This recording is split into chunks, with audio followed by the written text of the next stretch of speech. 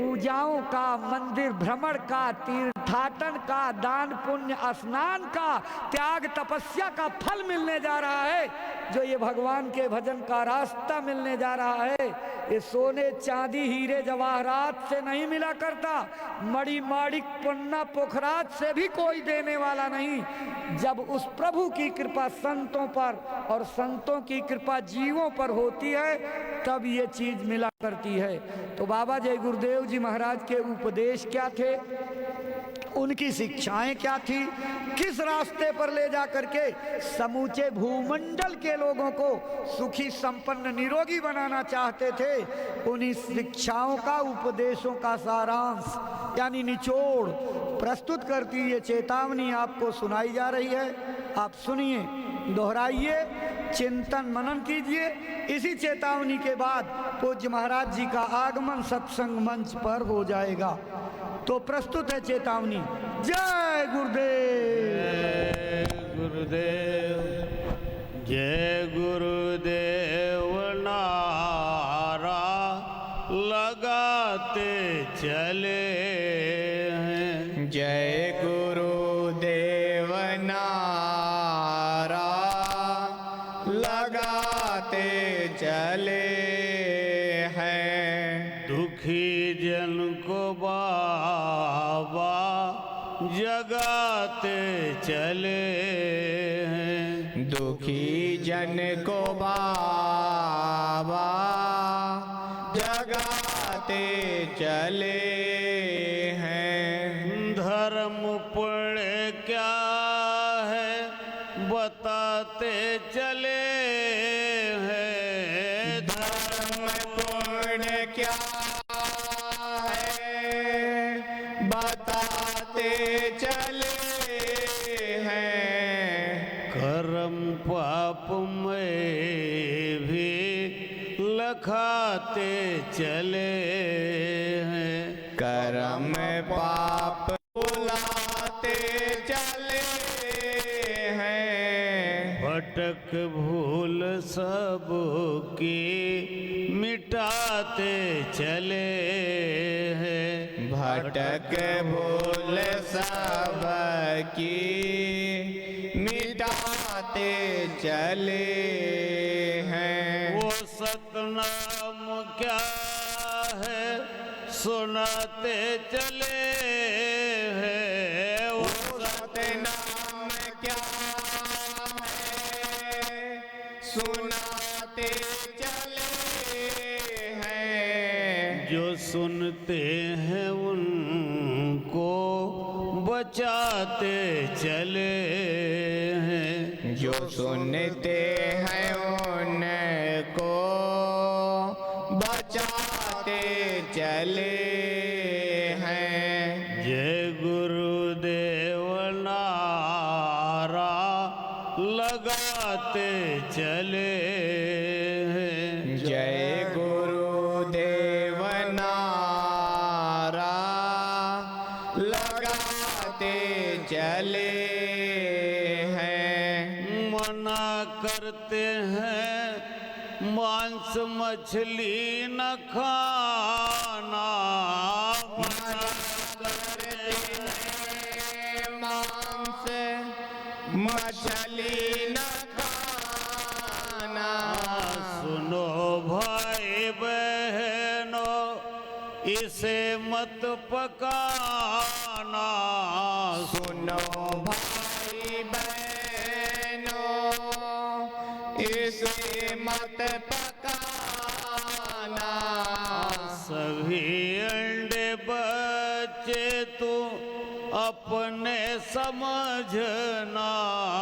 सभी अंडे बच्चे तू अपने समझना। इन्हें भूल कर भी न भुनना न तलना।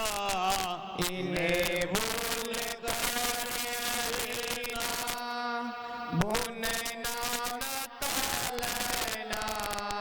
दया रूप मैया बुलाते चले हैं।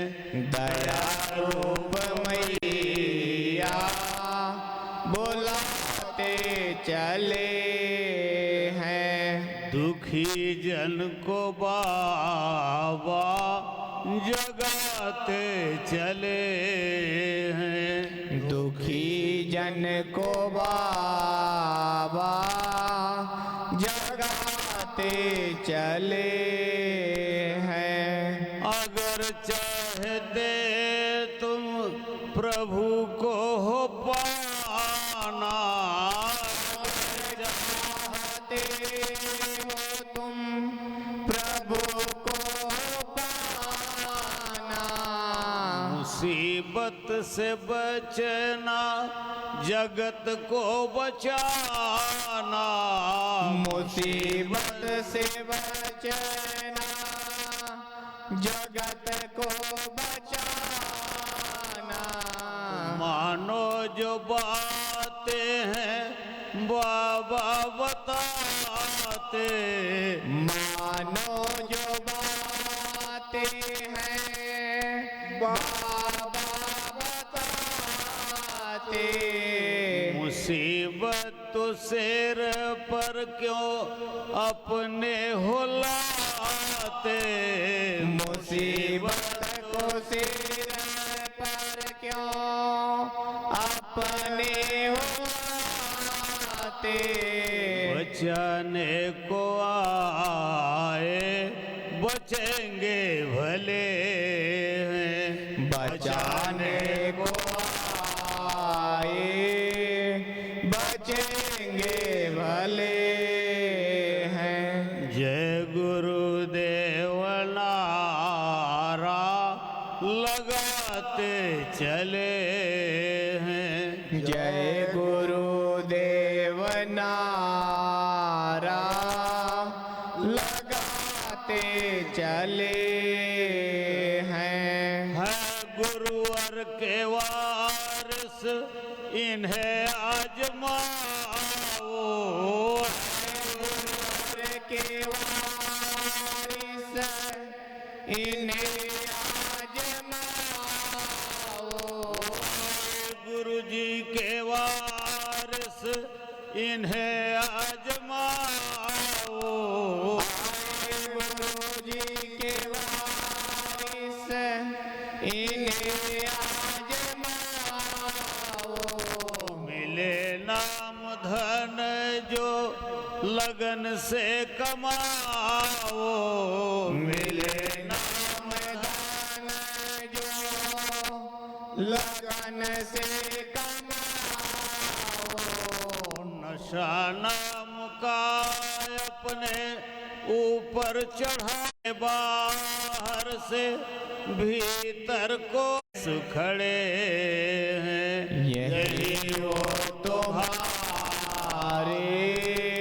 लिए बस खड़े हैं। जय गुरुदेव भगवान का नाम गाओ। जय गुरुदेव भगवान का नाम गाओ। भविष्य के दुख से बचो और बचाओ। भविष्य के दुख से बचो और बचाओ। बनो शाकाहारी सदाचार लाओ। बनो शाकाहारी सदाचार लाओ। जन जन को सदाचार सेवा सिखाओ। जन जन को सदाचार सेवा सिखाओ। गुरु डूबते को सहारा मिले। गुरु डूबते को सहारा मिले हैं। गुरु डूबते को किनारा मिले हैं। गुरु डूबते को किनारा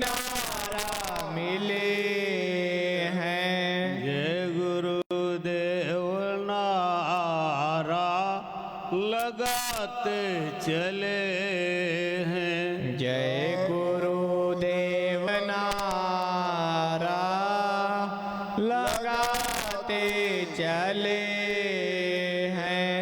दुखी जन को बाबा जगाते चले हैं। दुखी जन को बाबा जगाते चले हैं।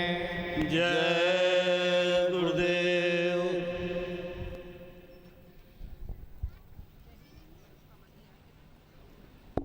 जय गुरुदेव। जय गुरुदेव। सम्मानित भाई बहनों, अभी आप चेतावनी की पंक्तियां सुन रहे थे।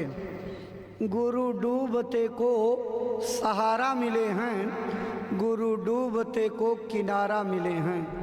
भाई बहनों, ये कर्म प्रधान संसार है। कर्मों का विज्ञान बड़ा बारीक है। कर्मों के लेन देन से हमारी अवतारी शक्तियाँ, हमारे भगवान नहीं बच पाए तो हम आप कैसे बचेंगे, ये विचारणीय प्रश्न है।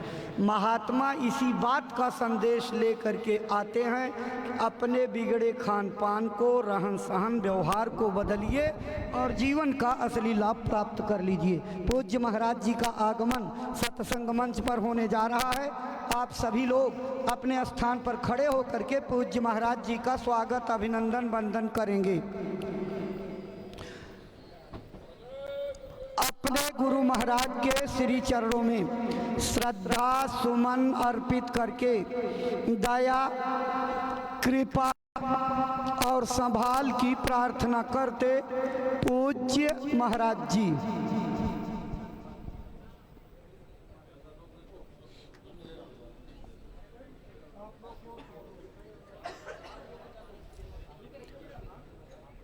जय गुरुदेव। जय गुरुदेव। अब आपको बैठने का संकेत हो गया है।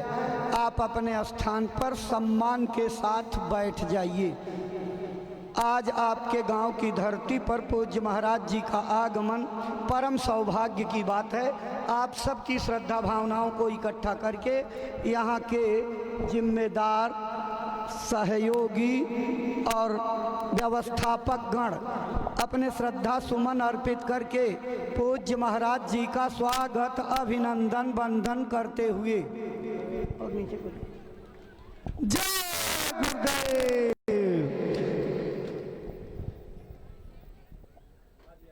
प्रेमी भाई बहनों, स्वागत की इसी श्रृंखला के बाद पूज्य महाराज जी अपने 82 दिवसीय काफिले के साथ 22वें दिन यहाँ पर पहुँचे हैं। आपके पावन चरण कमल में श्रद्धा से ये प्रार्थना करते हैं कि गुरु महाराज का जो संदेश ले करके आप अपने मथुरा आश्रम से चले हैं, अमर वाणी से प्रेमी भाई बहनों को सुनाने समझाने की कृपा करें। देखिए, दूसरे सहयोगी लोग जो है यहाँ के श्रद्धा सुमन अर्पित करके स्वागत, अभिनंदन, वंदन करते हुए जय गुरुदेव। अब पूज्य महाराज जी के पावन चरण कमलों में प्रार्थना है कि वो अपने गुरु महाराज का पावन संदेश सुनाने समझाने की कृपा करें, ताकि आपकी अमर वाणी से प्रेरणा प्राप्त करके भाई बहन अपने जीवन की अनमोल सांसों का उपयोग करते हुए मानव तन सफल, सार्थक एवं कामयाब बना सके। परम श्रद्धेय पूज्य महाराज जी। आप सभी लोग प्रेम के साथ में मालिक के पावन नाम का उच्चारण करेंगे।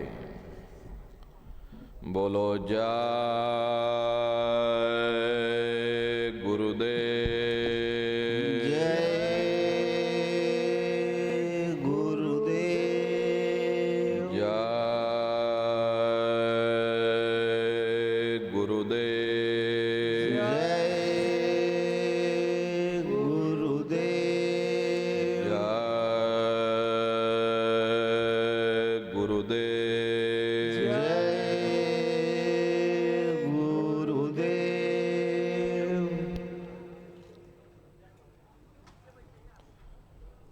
सर्वत्र विराजमान शब्द स्वरूप परम पूज्य स्वामी जी महाराज के श्री चरणों में कोटि कोटि नमन प्रणाम करते हुए इस सत्संग समारोह में पधारे हुए सभी सत्संगी धर्म प्रेमी भाई बहनों को सादर जय गुरुदेव। प्रेमी भाई बहनों, हम आप परम सौभाग्यशाली हैं कि ऐसे कलिकाल में हम लोगों को ये मानव तन, ये मनुष्य शरीर प्राप्त हुआ। उससे भी परम सौभाग्य की बात है कि मनुष्य रूपी मंदिर में बैठ करके हम लोगों को सत्संग सुनने का ये अवसर मिल रहा। सत्संग जल जो कोई पावे, मैल आई सब कट कट जावे, ये सत्संग है। ये कोई किस्से और कहानियां नहीं, नाच गाना ढोल और मजीरा नहीं, ये महात्माओं की अजर अमर वाणियां हैं। यदि आपने ध्यान से सुन लिया तो निश्चय ही आपको अपने मानव जीवन के उद्देश्यों के बारे में पता चलेगा कि आखिर ये मनुष्य शरीर हमको क्यों मिला है, क्या इसका उद्देश्य है, मरने के बाद हम लोग कहाँ जाएंगे, हमारे बाल बच्चे रिश्ते नातेदार कहाँ जाएंगे, कैसे हमारी इस जीवात्मा का कल्याण होगा। इन सभी प्रश्नों की जानकारी आपको सत्संग के माध्यम से प्राप्त होगी। इसलिए प्रेमी भाई बहनों, जो भी थोड़े बहुत वचन वाणी आपको सुनाई जाएं, उन वचनों को बड़े ध्यान के साथ आप लोग सुनिएगा और समझने की कोशिश करिएगा। हम भी ये प्रयास करेंगे कि आपको सरल से सरल भाषा में आप सभी को समझाया जा सके। प्रेमी भाई बहनों, यह मनुष्य शरीर हम लोगों को बड़े सौभाग्य से प्राप्त हुआ है। ये जीवन बहुत अनमोल है। उस परम पिता परमात्मा ने हमको यह जीवन केवल इसीलिए दिया है ताकि हम जीते जी उस प्रभु की भक्ति करके अपनी जीवात्मा का कल्याण करा सकें। ये 5 तत्वों का पुतला, ये पंच भौतिक शरीर हम लोगों को एक निश्चित समय के लिए मिला हुआ। एक निश्चित समय को हम आप नहीं जानते हैं, किंतु जिसका ये मकान है, जिसका ये शरीर है, वो अवश्य ही जानता है। और समय पूरा हो जाने पर मकान मालिक जबरदस्ती इस मकान को खाली करवा देगा। उस समय न जमीन जायदाद काम आएगी, ना ये धन और संपत्ति काम आएगी। जीवात्मा को निकाल करके इस शरीर से बाहर कर दिया जाएगा। ये शरीर हमारा आपका यहीं जमीन पर गिर पड़ेगा, क्योंकि जीवात्मा के निकल जाने के बाद में ये शरीर सिर्फ एक माटी का पुतला है, उससे ज्यादा कुछ भी नहीं। आप इस मिट्टी के पुतले को ले जाकर शमशान भूमि पर जला करके राख कर दोगे। हमारा आपका नाम, हमारी आपकी जात और बिरादरी, ये पद और प्रतिष्ठा उसे शमशान भूमि पर जल करके राख हो जाएगी। महात्मा प्रेम से जीवों को समझाते हैं कि भाई मिले नरदेह यह तुमको, बनाओ काज कुछ अपना, पचो मत आ इस जग में, जानियो रैन का सपना। प्रेमी भाई बहनों, जैसे रात में हम लोग स्वप्न देखते हैं, हालांकि उस समय पर हमें स्वप्न सच मालूम पड़ता है, असली प्रतीत मालूम होता है, लेकिन जब हम लोग सुबह उठते हैं, जब हमारी आंखें खुलती हैं, तब हमें होश आता है, नहीं भाई हम तो स्वप्न देख रहे थे, ये सब भ्रम है। ठीक उसी प्रकार से ये दुनिया भी 10-20-100 साल का स्वप्न है। अब आप कहोगे हम जाग रहे, परंतु प्रेमी भाई बहनों, ऐसा हरगिज नहीं है। जिस दिन मौत का वक्त आएगा, हम लोग रोएंगे, हाय हाय करके चिल्लाएंगे कि हाय हमने सारी जिंदगी यूं ही स्वप्न में गुजार दी, जागने का समय तो अभी आया था, जो कुछ करना था अभी करना था। लेकिन प्रेमी भाई बहनों, अब पछताए होत क्या, जब चिड़िया चुग गई खेत। महात्मा प्रेम से जीवों को समझाते हैं कि भाई देह और ग्रेह सब झूठा, भरम में काहे को खपना। ये घर बार हमारा अपना नहीं, ये पराया देश है, ये सराय खाना है, ये मुसाफिर खाना है, ये शरीर भी तुम्हारा अपना नहीं है, ये भी काल का पिंजरा है, किराए का मकान है, पराया मकान है। किसी को 40-50 साल के लिए मिला तो किसी को 80-90-100 साल के लिए मिल गया। जितने जितने श्वास उस मालिक ने बख्शे हैं, उसे भुगतने के बाद में हमें इस शरीर को यहीं छोड़ जाना। श्वास दुधारा नित्य ही जारी, एक दिन खाली चाम। प्रेमी भाई बहनों, एक तालाब पानी से चाहे कितना भी क्यों ना भरा हो, आप एक छोटी सी नाली काट कर खोल दीजिए, तालाब में छोटा सा छेद कर दीजिए, तो सारा पानी ही तालाब से बाहर निकल जाएगा। ठीक उसी प्रकार से हमारा ये शरीर भी श्वासों का भंडार है, और जब तक श्वासों का भंडार जारी है, तब तक हम दुनिया के काम काज में उलझे हुए, दुनिया के कारोबार में हम आप फंसे हुए।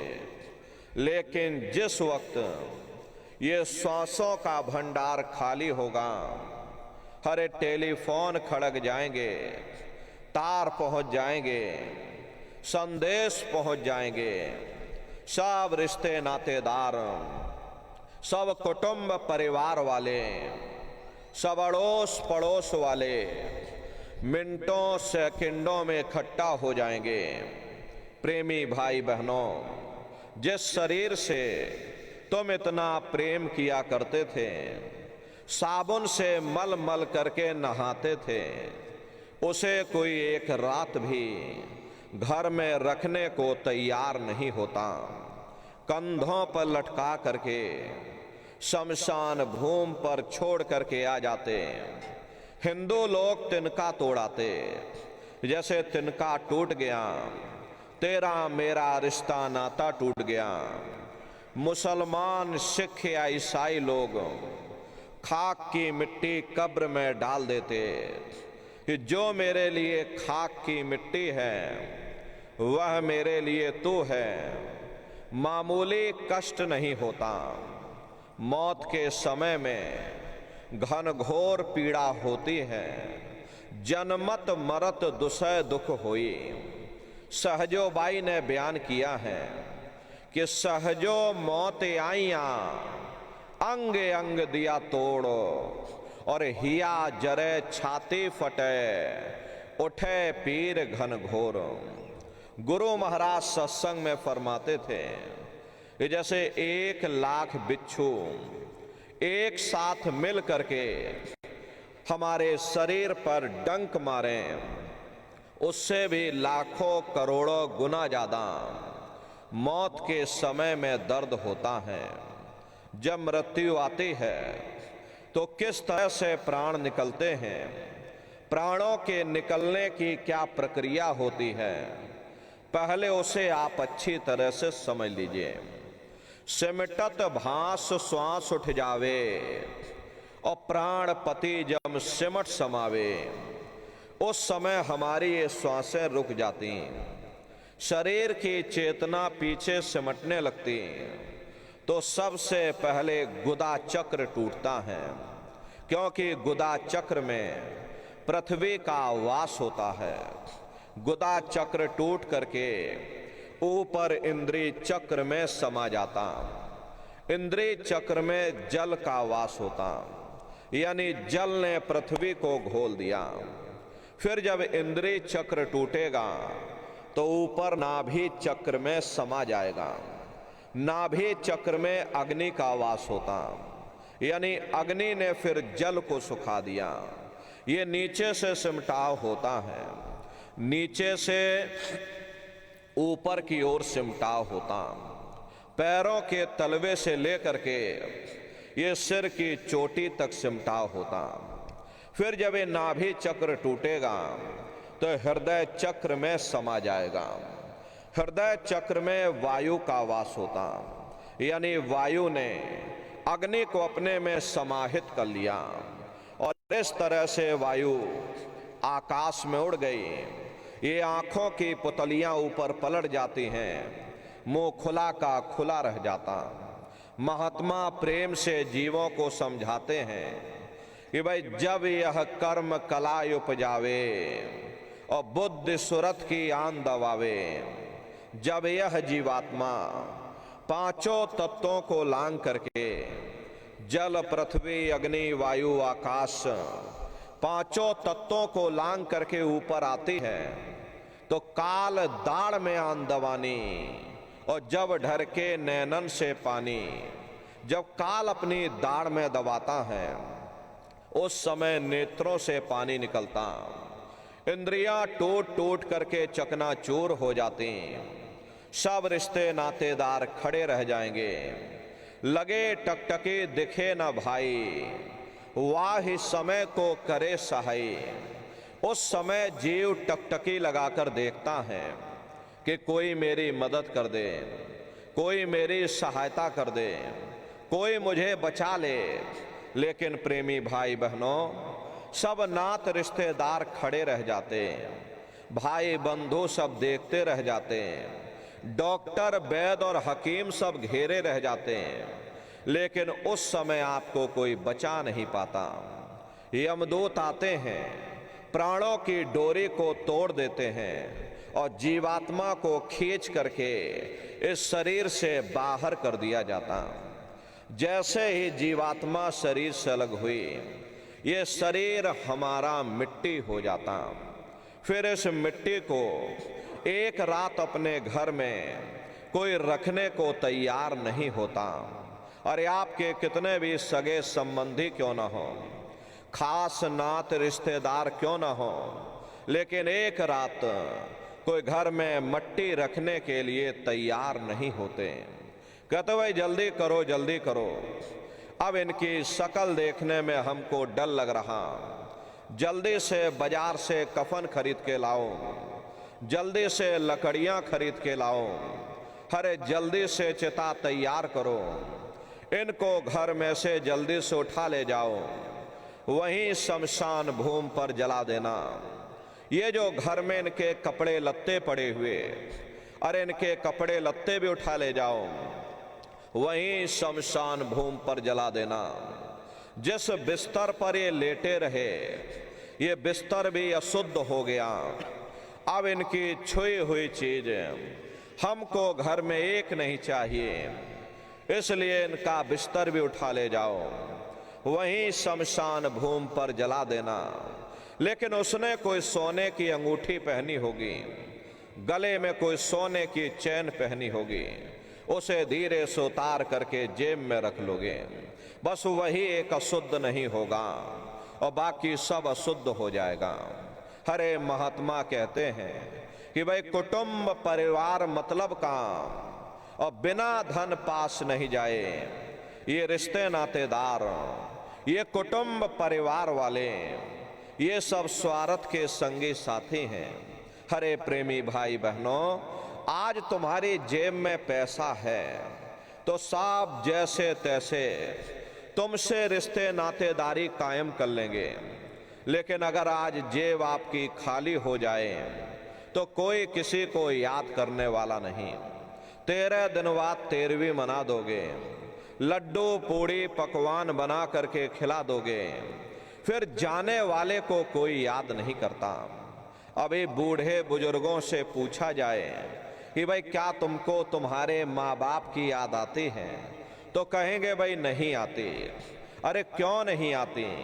तुम्हारे माँ बाप थे, तुमको पाला पोसा बड़ा किया, खुद बेचारे भूखे रहे होंगे, तुम्हारा पेट पाला होगा, तुमको तुम्हारे माँ बाप की याद क्यों नहीं आती? क्योंकि तुम्हारे सामने तुम्हारे लड़के बच्चे हो गए, तुम्हारे नाती पोता पंती और संती हो गए, इसलिए तुम अपने माँ बाप की यादों को धीरे धीरे भूल गए और नई यादों में धीरे धीरे बस गए। ऐसे ही प्रेमी भाई बहनों, एक दिन सब तुमको भी भूल जाएंगे, कोई किसी को यहाँ याद करने वाला नहीं। ये कहानी तो शमशान भूमि पर समाप्त हो गई। उधर देखो क्या होता, तुम्हारी जीवात्मा को ले जाकर के ऊपर धर्मराज की कचहरी में पेश कर दिया जाएगा। वहां पलक झपकते ही तुम्हारे अच्छे और बुरे कर्मों का हिसाब किताब हो जाएगा। धर्मराज तुमको सजा सुना देंगे, ले जाओ इनको फलाने नरक में डाल दो, क्योंकि मैंने इनको मौका दिया था।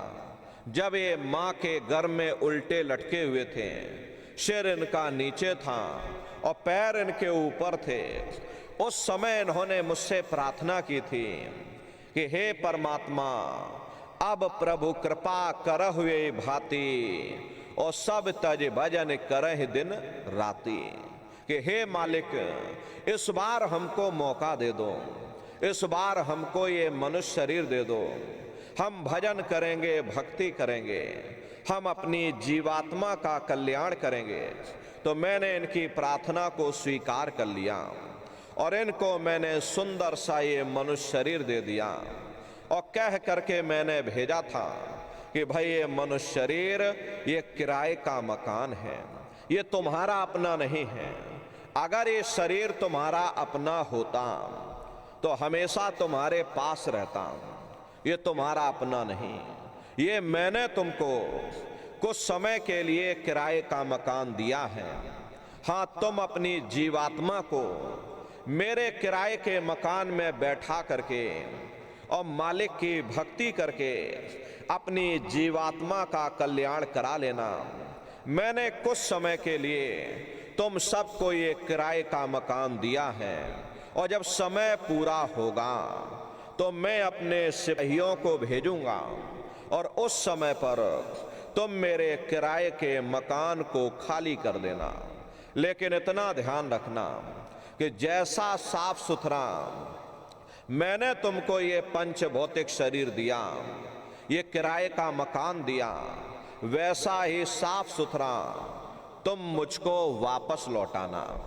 लेकिन इस किराए के मकान में बैठ करके इन्होंने बुरे खोटे कर्म कर डाले। मेरे किराए के मकान को, मेरे पंच भौतिक शरीर को इन्होंने अपने कर्मों से गंदा कर दिया। इसलिए कर्मों की सजा इनको मिलेगी। ले जाओ इनको फलाने नरक में डाल दो। अरे महात्मा कभी झूठ नहीं बोलते। महात्माओं ने जब साधना किया और साधना करके जब ऊपर गए और ऊपर जा करके जब उन्होंने नरकों का हाल देखा तो हमारी आपकी जानकारी के लिए उन्होंने धर्म ग्रंथों में लिख दिया कि लोह के खम्भ तपत के माही और जहां जीव को ले चिपटाई वहां लोहे के खंबे अग्नि से धधक धधक कर लाल हो रहे।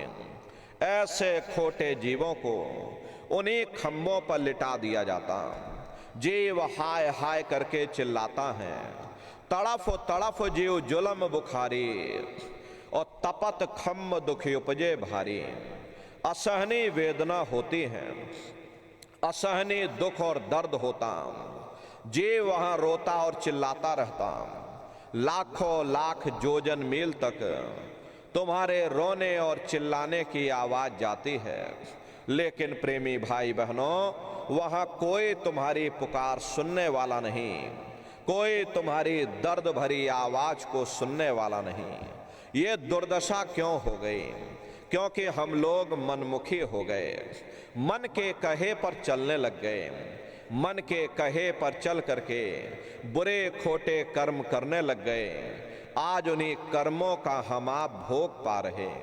अरे महात्मा कहते हैं कि नर के अनेक और हैं, कहाँ लग कहूं बखान और दुख भोगते यह जीव जो जाने जो भोग समान। कहते भाई एक नरक नहीं, ऐसे वहां पर अनेकों अनेक नरक बने हुए। गरुड़ पुराण में 36 प्रकार के नरकों का वर्णन किया गया। कुंभी नरक निदाने है, पड़े जीव जग जाए और सिर समेत डूबा रहे सदा नरक के माही। कुंभी कहते हैं घड़े के आकार का बड़ा विशाल नरक वहां पर बना हुआ, दुनिया भर का मवाद उसमें भरा, बड़ी भारी बदबू उसमें से आती। जीवों को ले जाकर उसी में डाल दिया जाता। जब ही नरक सिर ऊपर काढ़े और तब ऊपर जूती जब मारे, जैसे ही ये जीव श्वास लेने के लिए अपने सिर को ऊपर निकालता, ऊपर ही यमदूत खड़े रहते, नोकदार भालों से प्रहार कर देते। जीव फिर उसी में डूब जाता है, युगों युगों तक डूबा रहता। कुंभी नरक कल्प लो वासा, मुख में नरक नाक में श्वासा। कल्प लो वासा यानी 1000 चौकड़ी युग का एक कल्प होता है, और कल्प लो वासा यानी युगों युगों तक ये जीव नरकों की यातनाओं को भोगता रहता। और नरकों की यातनाएं भोगने के बाद में इसी जीवात्मा को सीधे मनुष्य शरीर नहीं दिया जाता, बल्कि इसे 4 खान 84 लाख योनियों में डाल दिया जाता। जैसे बच्चा होता है, बच्चा पहले कक्षा 1 पास करेगा, फिर कक्षा 2 में जाएगा। ऐसे ही प्रेमी भाई बहनों ऊपर भी पूरा चैनल बना हुआ।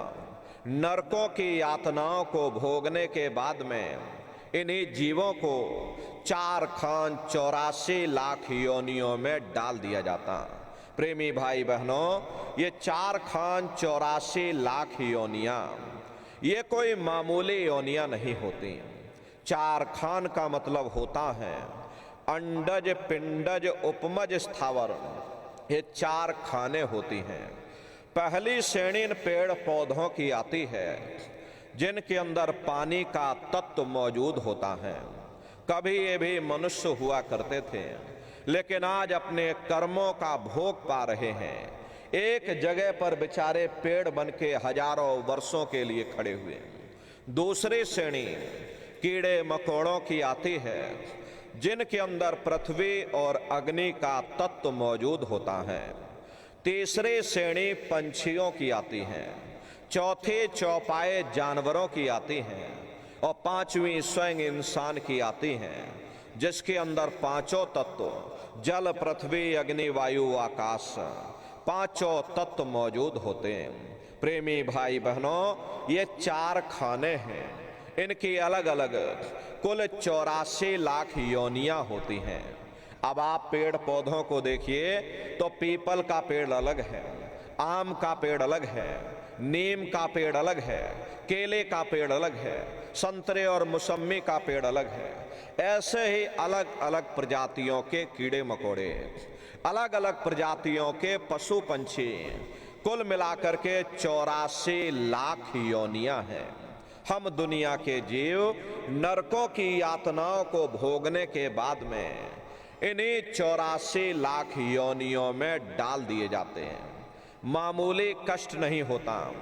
अरे हमको आपको गर्मी लग गई तो हम लोग देखिए छाया में आ गए, सर्दी लग गई कंबल रजाई ओढ़ लिया, भूख लग गई रोटी खा ली, बीमार हो गए तो हम आप अस्पतालों में चले गए, अपना अपना इलाज करवा लिया। लेकिन देखो इन जानवरों को, क्या गर्मी, क्या सर्दी, क्या बरसात, एक एक रोटी के टुकड़े के लिए बेचारे दर बदर रोड पर भटकते रहते हैं। किसी का हाथ कट गया, किसी का पैर कट गया, किसी को आपने जीते जी काट डाला, मुर्गे की पकड़ करके आपने गर्दन ही मरोड़ डाली। अरे उनको भी दर्द होता है, उनको भी तकलीफ होती है, लेकिन वे बेचारे बेजुबान हैं, कुछ बोल नहीं पाते हैं, कुछ बता नहीं पाते हैं। हम लोगों के अंदर ये जुबान है, हम लोग बोल बता देते हैं, वे सिर्फ रोते और चिल्लाते रहते। अरे कौन उनकी पुकार सुनने वाला? प्रेमी भाई बहनों, कोई सुनने वाला नहीं। मादा बिच्छू होते हैं, मादा बिच्छू की मौत कैसे होती है? मादा बिच्छू जब अपने बच्चों को जन्म देती है तो उसी के बच्चे अपनी भूख को मिटाने के लिए अपनी माँ की पीठ पर चढ़ जाते हैं और उसी के मांस को नोच नोच करके खाते हैं। वो तड़पती रहती है, कराहती रहती है, लेकिन जब तक हड्डी हड्डी न बच जाए उसके बच्चे अपनी माँ की पीठ से नीचे नहीं उतरते। ऐसे न जाने कितने जीव जंतु इस संसार में भरे पड़े हुए दुख और कष्टों को सह रहे। अरे कई जन्म भय कीट पतंगा, कई जन्म भय मीन कुरंगा, कई जन्म पंखी सर्फोयो, कई जन्म है वर वृक्ष जोयो, मिल जगदीश मिलन की वरिया और चिरंकार यह देश सजरिया। करोड़ों करोड़ युगों से हम आप नरकों की यातनाओं को भोगने के बाद में फिर कभी कीड़े पतंगों की योनि में, कभी पेड़ पौधों की योनि में, तो कभी पशु और पंछियों की योनि में डाल दिए जाते हैं।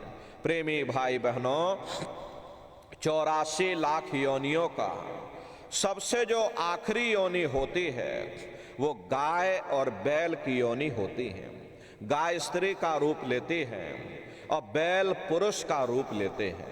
ये 84 लाख योनियों की सबसे आखिरी योनि यानी कि अंतिम पायदान होता है। उसके बाद तब जाकर के हम लोगों को दोबारा फिर से मनुष्य शरीर प्राप्त होता। इसीलिए कहा गया है कि बड़े भाग्य मानुष तन पाया और कोट जन्म जब भटका खाया। कोटान कोट जन्म जन्मांतरों तक अलग अलग योनियों में भटकने के बाद में तब बड़े सौभाग्य से तुम लोगों को ये मनुष्य शरीर प्राप्त हुआ। लेकिन बड़े अफसोस की बात है कि जैसे किसी को हीरा मिल गया, उसे हीरे की परख नहीं, उसने हीरे को गधे के गले में बांध दिया। ठीक उसी प्रकार से ये मनुष्य शरीर उत्तम से उत्तम है, लेकिन इंसान इसकी कद्र नहीं करता। खाने पीने ऐसो इशरत में अपने कीमती समय को और श्वासों की पूंजी को बर्बाद कर देता।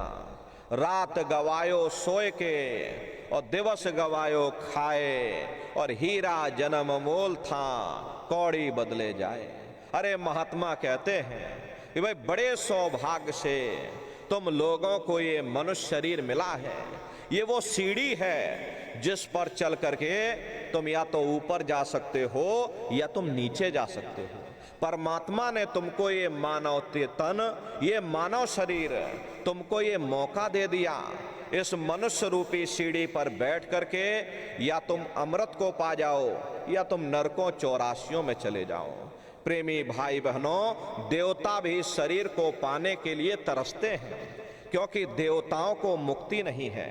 देवता अपने पुण्य कर्मों का भोग पा रहे, अगर उनको मुक्ति पाना है तो उनको भी इस मनुष्य शरीर में आकर के और मालिक की भक्ति करनी पड़ेगी, क्योंकि यही मनुष्य शरीर में बैठ करके हम उस परमात्मा की भक्ति कर सकते हैं। इसीलिए संतों महात्माओं ने इस पंच भौतिक शरीर को सच्चा हरि मंदिर कहकर याद किया कि हरि मंदिर यह शरीर है और ज्ञान रतन प्रकट होए, ये असली हरि मंदिर है। जब भी वो परमात्मा मिलेगा इसे हरि मंदिर के अंदर मिलेगा।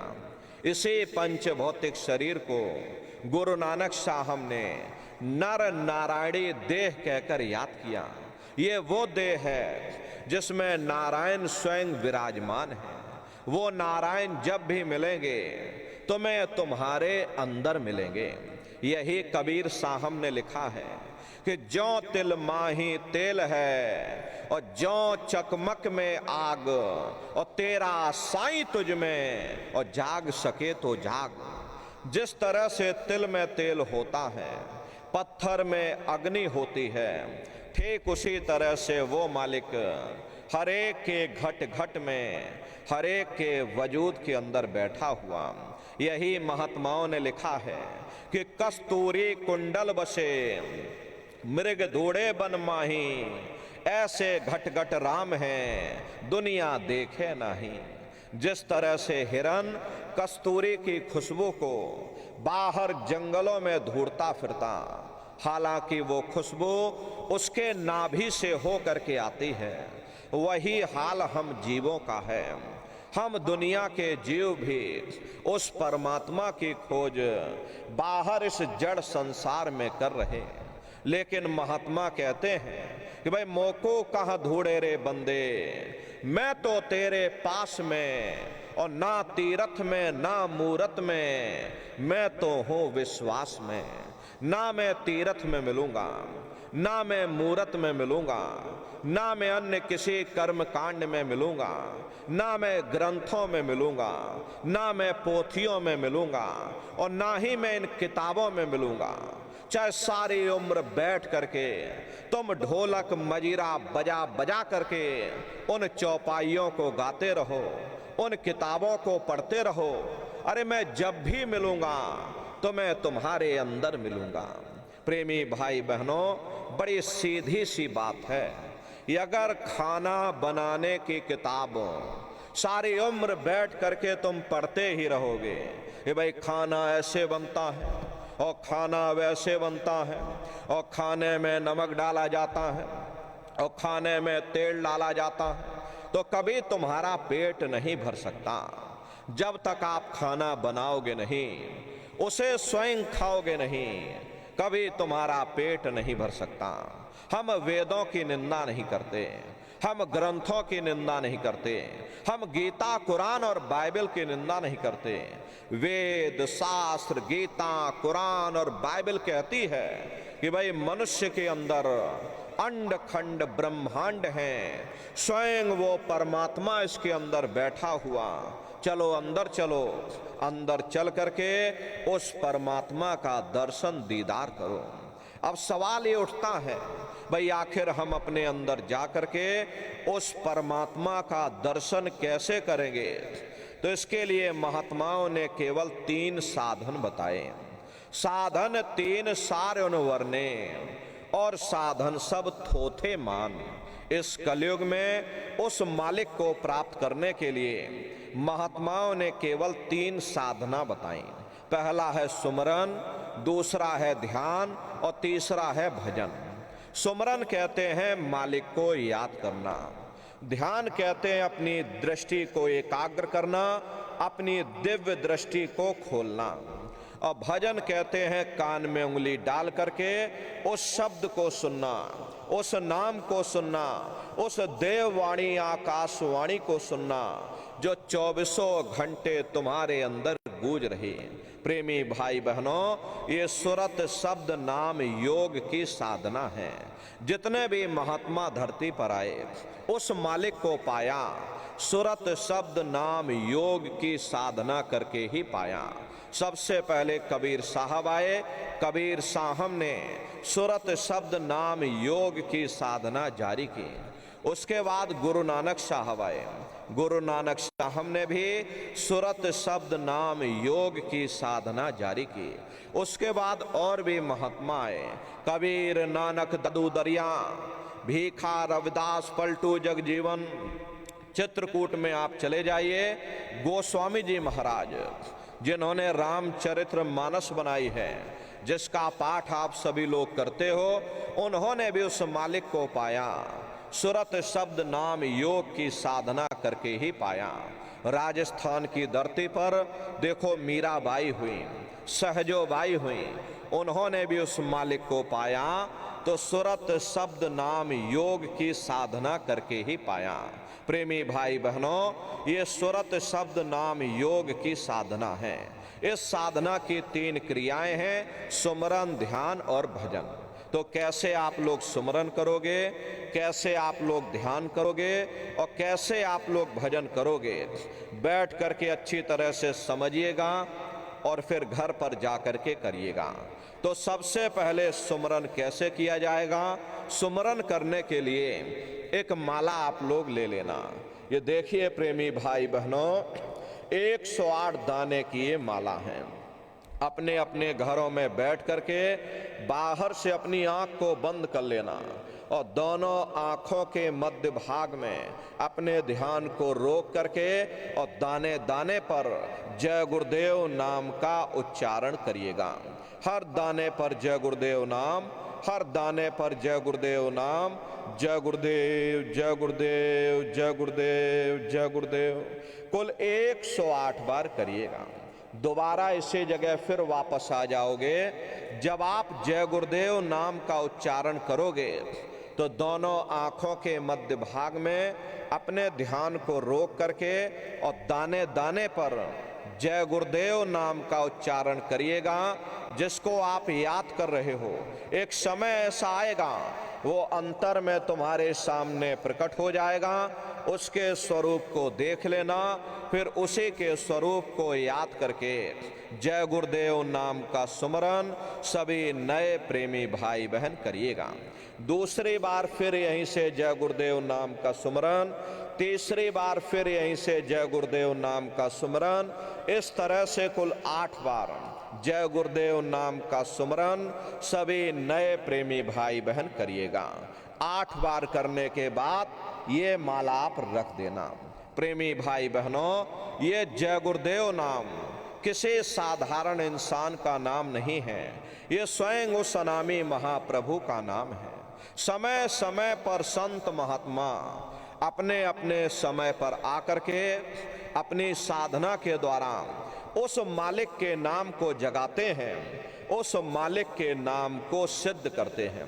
जैसे कबीर साहब आए, कबीर साहब ने साहिब नाम सिद्ध किया।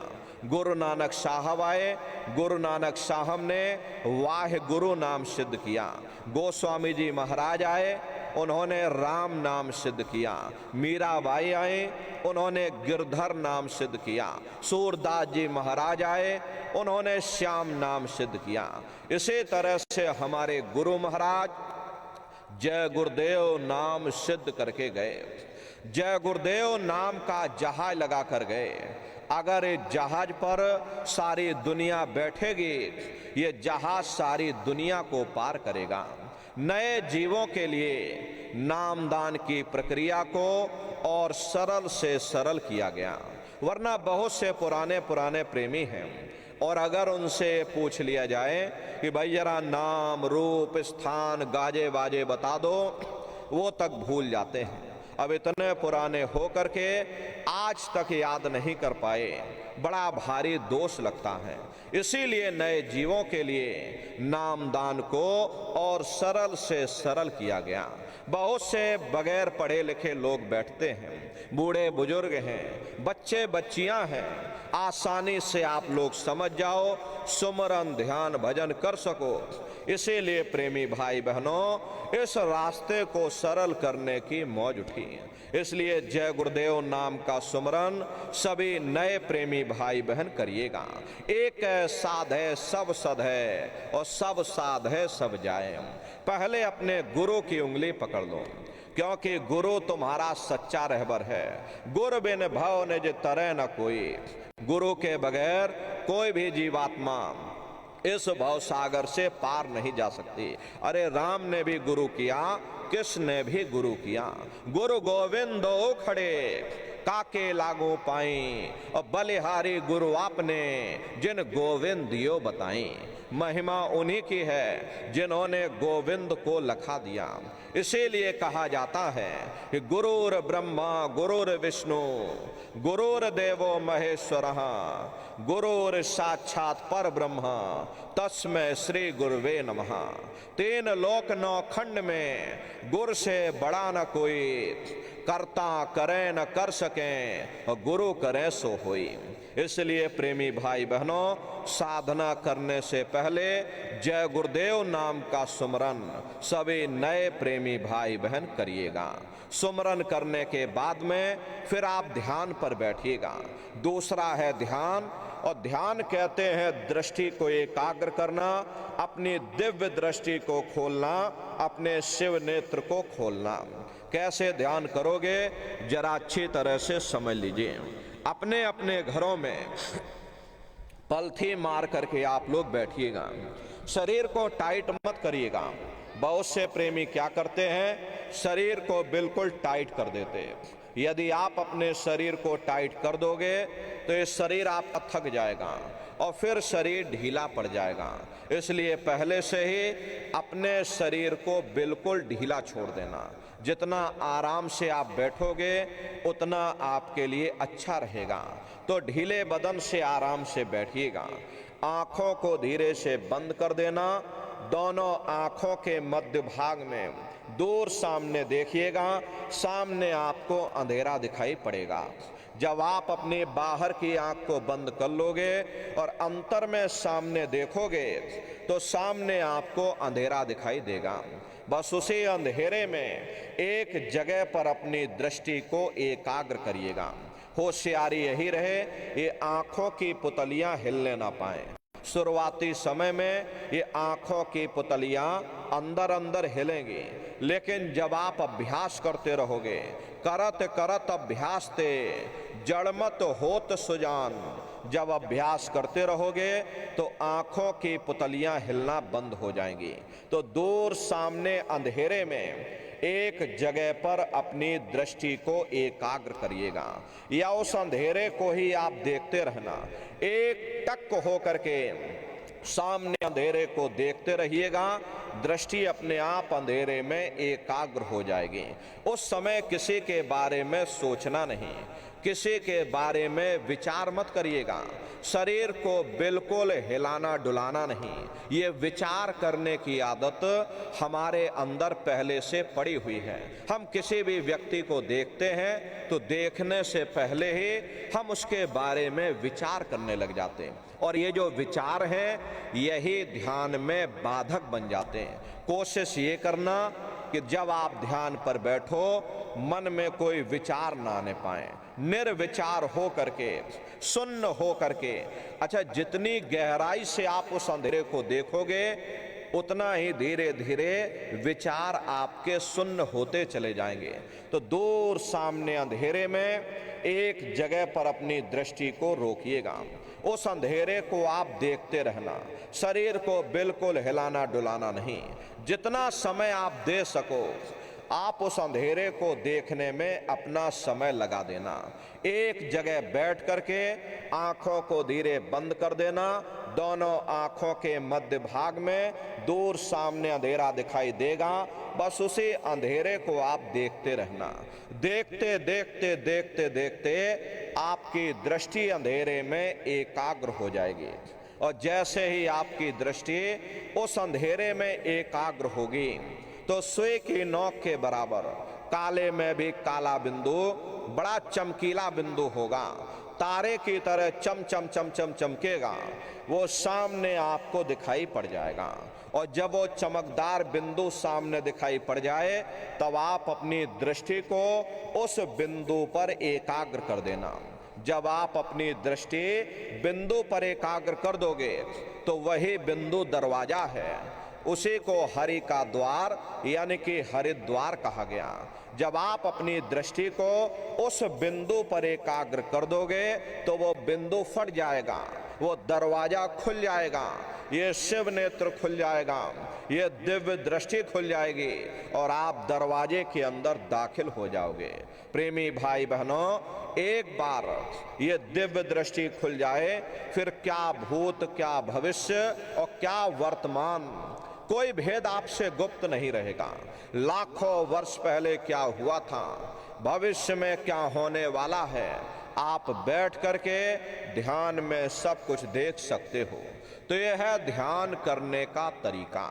और तीसरा है भजन। गाने बजाने का नाम भजन नहीं, नाच गाना ढोल और मजीरा का नाम भजन नहीं है। भजन कहते हैं उस रूहानी आवाज को सुनना जो 24 घंटे तुम्हारे अंदर गूंज रही है। कैसे भजन करोगे जरा अच्छी तरह से समझ लीजिए। ये दोनों उंगली कानों में डाल करके ये कानों को बंद कर लेना। कान इसीलिए बंद किए जाते हैं ताकि बाहर की कोई आवाज हमको सुनाई ना पड़े। अपनी सुविधा से बैठिएगा, कुर्सी पर चाहे कुर्सी पर बैठ जाओ, सोफे पर चाहे सोफे पर बैठ जाओ, या कोई तकिया इस तरह से रख लेना और दोनों कोहनी यहाँ रख करके दोनों उंगली कानों में डाल करके ये कानों को बंद कर लेना। बहुत सी हमारी माताएं बहनें हैं, बूढ़े बुजुर्ग हैं, अरे भाई आपके घुटनों में दर्द होता होगा, रीढ़ की हड्डी में दर्द होता होगा और आप बैठ करके भजन नहीं कर पाते हो तो आप लेट करके भजन करिएगा। ऐसे सीधे लेट जाना, लेटे लेटे आंख और कान को बंद कर लेना। मतलब तो आंख और कान को बंद करना है, चाहे आप लेट करके करें या चाहे आप बैठ करके करें। यही कहा गया है कि भाई आंख कान मुख बंद कराओ, अनहद झिंगा शब्द सुनाओ। यानी पहले अपनी आंख को बंद करो, अपने मुख को बंद करो, दोनों उंगली कानों में डाल के ये कानों को बंद कर लो और ऊंचे से ऊंचा ध्यान दे करके उस आवाज को सुनने की कोशिश करो। प्रेमी भाई बहनों, जब आप अपने कानों को बंद करके और ऊंचा ध्यान दे करके गौर से सुनोगे तो आपको ऐसा अनुभव होगा कि कहीं सीटी जैसी आवाज हमारे कानों में बज रही, टी, इस तरह से सीटी जैसी आवाज शुरू में आप सभी को सुनाई पड़ेगी। करना कुछ नहीं है, लेटे हो चाहे बैठे हो, बस आप उस आवाज को सुनते रहना और सुनते सुनते उसी में लीन हो जाओ। जब आप उसमें लीन हो जाओगे तो कुछ समय बाद में दोबारा आपको अनुभव होगा कि कहीं बड़ी दूर से एक महीन आवाज, घंटे और शंख की आवाज हमारे कानों में बज रही। जैसे मंदिरों में घंटियां बजती हैं, टन टन टन, इसी तरह से घंटे और शंख की आवाज आपको अपने अंदर सुनाई पड़ेगी। उसी घंटे शंख की आवाज को महात्माओं ने शब्द कहा।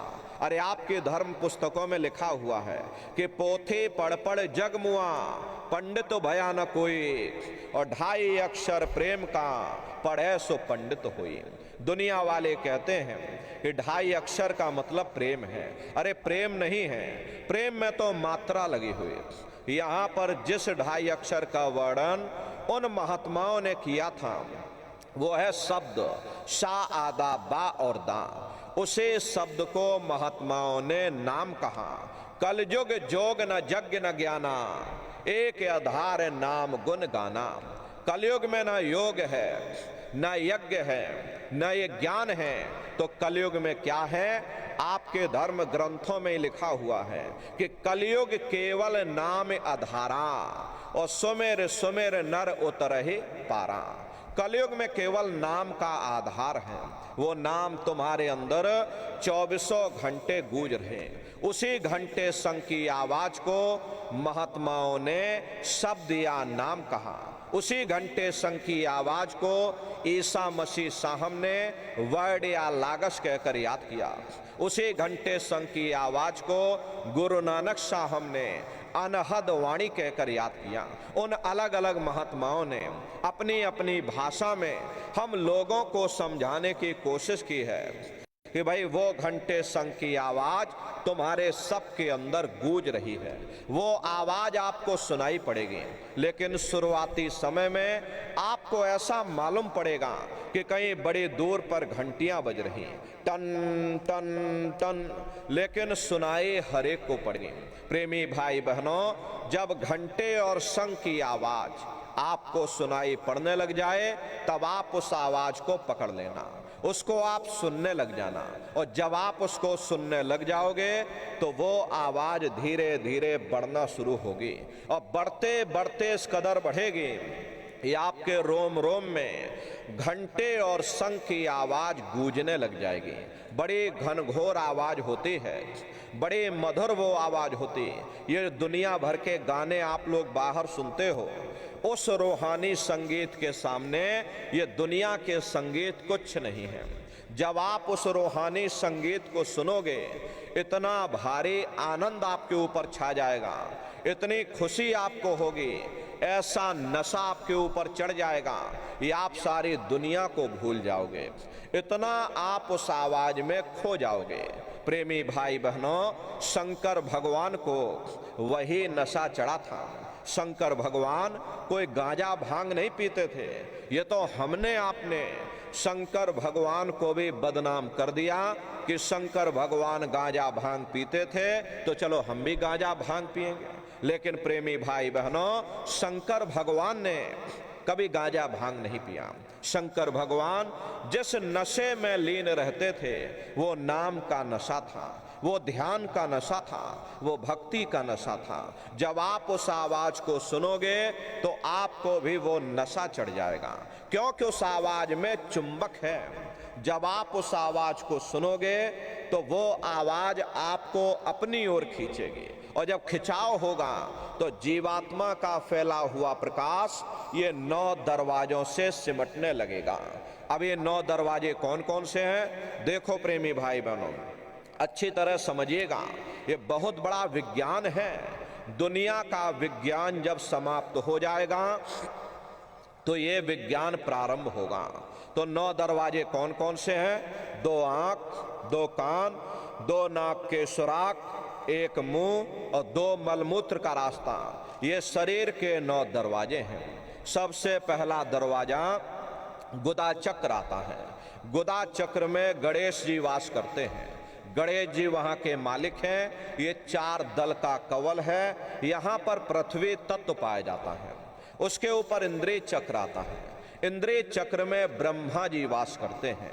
ब्रह्मा जी वहां के मालिक हैं। ये 6 दल का कवल है। यहाँ पर जल तत्व पाया जाता है। उसके ऊपर ये नाभि चक्र आता है। नाभि चक्र में विष्णु जी वास करते हैं। विष्णु जी यहाँ के मालिक हैं। ये 8 दल का कवल है। यहाँ पर अग्नि तत्व पाया जाता है। उसके ऊपर ये हृदय चक्र आता है। हृदय चक्र में शिव जी वास करते हैं। शिव जी यहाँ के मालिक हैं। ये 12 दल का कवल है। यहाँ पर वायु तत्व पाया जाता है। अरे वास तो वो ऊपरी मंडलों में, ऊपरी लोकों में करते हैं, लेकिन उनका प्रकाश, उनकी किरणें इन चक्रों पर पड़ती हैं। उसी के ऊपर एक कंठ चक्र आता है। यहाँ पर आद्या महाशक्ति की किरणें पड़ती हैं। ये 16 दल का कवल है। और आप सबसे ऊपर, तुम्हारी जीवात्मा सबसे ऊपर दोनों आंखों के मध्य भाग में बैठी है, जहां पर देवियां बिंदी लगाती हैं और पुरुष जहां पर टीका लगाते हैं।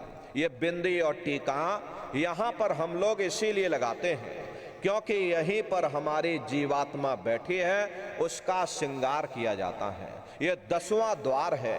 जहां पर तुम्हारी जीवात्मा बैठी हुई है। इसी 10वें दरवाजे पर बैठ करके ये जीवात्मा अपने प्रकाश को 9 दरवाजों में फैलाती है, जिससे आपका ये शरीर चलता, आपके हाथ और आपके पांव चलते हैं।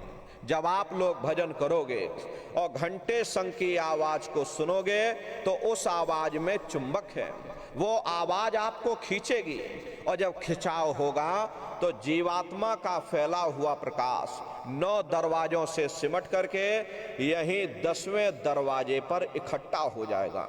और जैसे ही सारी शक्ति, सारी चेतना सिमट करके यहाँ पर इकट्ठी हुई तो शब्द क्या काम करेगा? शब्द तुम्हारी जीवात्मा को खींच करके इस शरीर से बाहर कर देगा। फिर आप अपनी आंखों से देखिएगा कि हमारा शरीर ये है, हम ये खड़े। आप अपने शरीर से अलग हो जाओगे। जैसे चिड़िया होती है, चिड़िया घोंसले से निकल करके आसमानों की उड़ान भरती है और शाम को फिर अपने घोंसले में आ जाती है, ऐसे ही तुम्हारी ये जीवात्मा इस शरीर रूपी घोंसले से निकल करके ब्रह्मांडों की सैर करेगी, देवी देवताओं के दर्शन करेगी, राम और कृष्ण के दर्शन करेगी और घूम करके फिर अपने शरीर रूपी घोंसले में वापस आ जाएगी। प्रेमी भाई बहनों, ये ब्रह्मा विष्णु महादेव जिनकी सारी दुनिया पूजा करती है, अरे आप सभी लोग ब्रह्मा विष्णु महादेव की पूजा करते हो, लेकिन कभी आपने विचार नहीं किया भाई जिनकी हम लोग पूजा कर रहे, आखिर ये लोग हैं कौन? ये कहाँ पर रहते हैं? ये क्या काम करते हैं? इनके माँ बाप कौन हैं? राम कौन है? कृष्ण कौन है? ईश्वर कौन है? ब्रह्म कौन है? पार ब्रह्म कौन है? ये कहाँ पर रहते हैं? तो जरा संक्षिप्त में आप समझिएगा। प्रेमी भाई बहनों, जब आप भजन करोगे और घंटे शंख की आवाज को पकड़ करके जब आप शरीर रूपी घोंसले से बाहर निकल जाओगे तो उसी घंटे शंख की आवाज को पकड़कर ये जीवात्मा ब्रह्मांडों की चढ़ाई करती है। पलक झपकते यह जीवात्मा खरबों योजन ऊपर चली जाती है। ये चांद सूरज सितारों को पार करने के बाद सबसे पहले जो आपको लोक मिलेगा उसे महात्माओं ने शिवलोक कहा। शिवलोक वो तमोगुणी स्थान है, वहां के मालिक शिव जी हैं, वो पार्वती जी के साथ उस लोक में विराजमान हैं। शिव जी का दर्शन करने के बाद फिर जब आप ऊपर चढ़ोगे उसी के ऊपर ब्रह्मा जी का लोक आएगा। ब्रह्मा जी का लोक वो रजोगुणी स्थान है, वहां के मालिक ब्रह्मा जी हैं, वो गायत्री सावित्री और सरस्वती के साथ उस लोक में विराजमान हैं। और ब्रह्मा जी का दर्शन करने के बाद फिर घंटे और शंख की आवाज को पकड़ करके फिर जब आप ऊपर चढ़ोगे उसी के ऊपर विष्णु लोक आएगा। प्रेमी भाई बहनों, घंटे और शंख की आवाज को पकड़ करके रखना पड़ता है। यदि आपने उस आवाज को छोड़ दिया तो सेकंड भर आपको नहीं लगेगा, धड़ाम से आप अपने शरीर में वापस लौट आओगे और इन बाहरी आंखों को खोल दोगे। इसीलिए शब्द को पकड़ करके रखना पड़ता है। शब्द एक सीढ़ी है, शब्द एक रस्सी है जिसको पकड़ करके ये जीवात्मा ब्रह्मांडों की चढ़ाई करती है। तो ब्रह्मा जी का दर्शन करने के बाद फिर जब आप ऊपर चढ़ोगे उसी के ऊपर विष्णु लोक आएगा। विष्णु लोक वो सतोगुणी स्थान है, वहां के मालिक विष्णु जी हैं। उनका बड़ा मनमोहक स्वरूप है, उनकी 4 भुजाएं हैं और चारों भुजाओं में शंख गदा पद्म और चक्र सुशोभित है। और आप क्षीर सागर में लक्ष्मी जी के साथ विराजमान हैं। ये तीनों देवता ब्रह्मा विष्णु और महादेव अपने अपने लोक में बैठ करके राज्य कर रहे। एक रचयिता है जो हम जीवों को रचता है, एक पालनहार है जो हम जीवों को पालता है, और एक संहार करता है जो हम जीवों को नष्ट कर देता। ये उनका काम है। एक का काम है शरीर को बनाना, एक का काम है शरीर की सुरक्षा करना, और एक का काम है शरीर को नष्ट कर देना। इनकी जो माता है वो आद्या महाशक्ति हैं। ब्रह्मा विष्णु महादेव लोक के ऊपर वो आद्या महाशक्ति का लोक आता है, और उसी लोक को पार करने के बाद सबसे पहला देश पड़ता है, या यूं कह लीजिए पहला राज्य पड़ता है, यूं कह लो कि पहली राजधानी पड़ती है, जिसे महात्माओं ने सहस दल कवल कहा, वो राजधानी है। ये ब्रह्मा विष्णु महादेव के जो लोक हैं, उस राजधानी के अंतर्गत आने वाले जिले हैं। आप इस तरह से समझिए, जैसे आपके छत्तीसगढ़ की राजधानी ये रायपुर है, दुर्ग आपका जिला है, इसी तरह से प्रेमी भाई बहनों वो सहस दल कवल राजधानी है। राजधानी का जो मालिक है वो निरंजन भगवान है। ये ब्रह्मा विष्णु महादेव ये निरंजन भगवान के ही पुत्र हैं, और ये आद्या महाशक्ति ये निरंजन भगवान की अर्धांगिनी है, और निरंजन भगवान स्वयं तीनों लोकों के मालिक हैं। उन्हीं को त्रिलोकीनाथ कहा गया। हिंदू उन्हीं को परमात्मा कहते हैं, मुसलमान उन्हीं को खुदा कहते हैं, ईसाई उन्हीं को गॉड कहते हैं। ये जल एक है। जल को चाहे आप पानी कह लो, चाहे वाटर कह लो, चाहे आप नीर कह लो। इसी तरह प्रेमी भाई बहनों वो परमात्मा भी एक है। हम लोग लफ्जों के झगड़े में उलझे हुए, घंटे और शंख की आवाज जो हर इंसान के अंदर गूंज रही, वो आवाज हर इंसान के अंदर प्रेमी भाई बहनों हो रही। निरंजन भगवान का जो स्वरूप है वो ज्योतिष स्वरूप है। प्रेमी भाई बहनों निरंजन भगवान का स्वरूप, अरे हम लोग यहाँ मंदिरों में देखिए ज्योति जलाते हैं, इस ज्योति में तेल की जरूरत पड़ती है और बाती की जरूरत पड़ती है। ये ज्योति तो घंटे 2 घंटे में बुझ जाएगी, लेकिन वो अखंड ज्योति वहां पर ऐसी जल रही जिसमें ना तेल की जरूरत है और ना बाती की जरूरत है। पलटू साहब ने जिक्र किया है कि उल्टा कुआ गगन में तिसमें जरे चिराग, और तिसमें जरे चिराग बिना रोगन बिन बाती, और 6 ऋतु 12 मास जरत रहे दिन राती, और सतगुर मिले जो होए ताहि की नजर में आवे, और बिन सतगुर नहीं कोई वाह को दर्शावे। वो अखंड ज्योति ऐसी है जिससे पूरा ब्रह्मांड प्रकाशवान हो रहा। जितनी भी अवतारी शक्तियां आई, अरे राम आए, राम को वहीं से नीचे उतारा गया। इसीलिए उस देश को अयोध्या नगरी या कौशलपुर देश भी कहा गया। गोस्वामी जी महाराज जब साधना करके वहां पहुंचे, तभी गोस्वामी जी महाराज ने रामचरितमानस में लिख दिया। देखिए प्रेमी भाई बहनों, रामचरितमानस में गोस्वामी जी महाराज ने जो भी लिखा है वो सब अंतर का भेद लिखा। जब उन्होंने साधना किया, साधना करके जब ऊपर गए, जो कुछ उन्होंने ऊपर जाकर देखा वो रामचरितमानस में लिख दिया। अब हम लोग तो ऊपर गए नहीं, हम लोगों ने देखा नहीं, तो हम लोग अर्थों को समझ नहीं पाते हैं और अर्थ का अनर्थ कर देते हैं। तो क्या लिखा गोस्वामी जी महाराज ने? देखिए गोस्वामी जी महाराज रामचरितमानस में लिखते हैं कि मोद्यो नैन त्रिशत में भयो, पुण्य चितवत कौशलपुर गयो। जब मैंने अपने बाहर की आंख बंद की, मेरी अंतर की आंख खुल गई और मैं क्या देख रहा हूं, मैं कौशलपुर देश में पहुंच गया। मोह विलोक राम मुस्काई, मुझे देख करके राम भगवान प्रसन्न हो गए। उन्होंने ऊपर जाने का मुझे रास्ता दे दिया। मैं ऊपर जा करके क्या देख रहा हूं, उधर माज सुन अंडज राया, देखें बहु ब्रह्मांड निकाया, अति विचित्र ताह लोक अनेका, रचना अधिक एक का। विचित्र विचित्र भांत के वहां पर लोक बने हुए, एक से बढ़कर एक सुंदर सोने के महल बने जिनकी शोभा अवर्णीय है। प्रेमी भाई बहनों, वो असली अयोध्या नगरी है, वो राम भगवान का असली देश है। जब आप लोग साधना करके वहां पहुंचोगे और अपनी दिव्य दृष्टि से जब देखोगे तो देखते रह जाओगे, ये क्या ईश्वर की लीला है, कैसे उसकी कारीगरी है, अनंत उसकी सत्ता है, अनंत उसका प्रकाश है। अरे उसी आनंद को पा करके बड़े बड़े राजे महाराजाओं ने अपने राजकाज पर ठोकरें मार दी और जंगलों में जाकर के नंगे हो करके नाचने लगे। इतना आनंद, इतनी खुशी उन साधकों को होती है।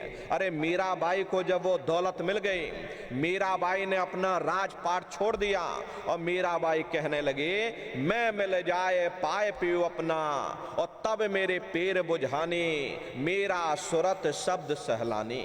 कबीर साहब को जब वो दौलत मिल गई और अन्य महात्माओं को जब वो दौलत मिल गई, उन्होंने जब ऊपर चढ़ करके देखा तो कलम तोड़ करके लिख दिया, अचरज देखा भारी साधो, अचरज देखा भारी रे, और बिना बजाए निस्दिन बाजे, घंटा शंख नगारी रे, और बहरा सुन सुन मस्त होते है, और तन की खबर बिसारी रे, और बिन भूमि के महल बना है, तामे जो तुजारी रे, अंधा देख देख सुख पावे, और बात बतावे सारी रे, और जीता मरकर फिर जी जावे, बिन भोजन बलधारी रे, और ब्रह्मानंद संत जन बिरला, को समझे बात हमारी रे। प्रेमी भाई बहनों, वो असली अयोध्या नगरी है, वो राम भगवान का असली देश है। अरे राम जी का दर्शन करने के बाद फिर तुम्हारी यही जीवात्मा दूसरे मंडल के आवाज को पकड़ करके और दूसरे मंडल की चढ़ाई करेगी।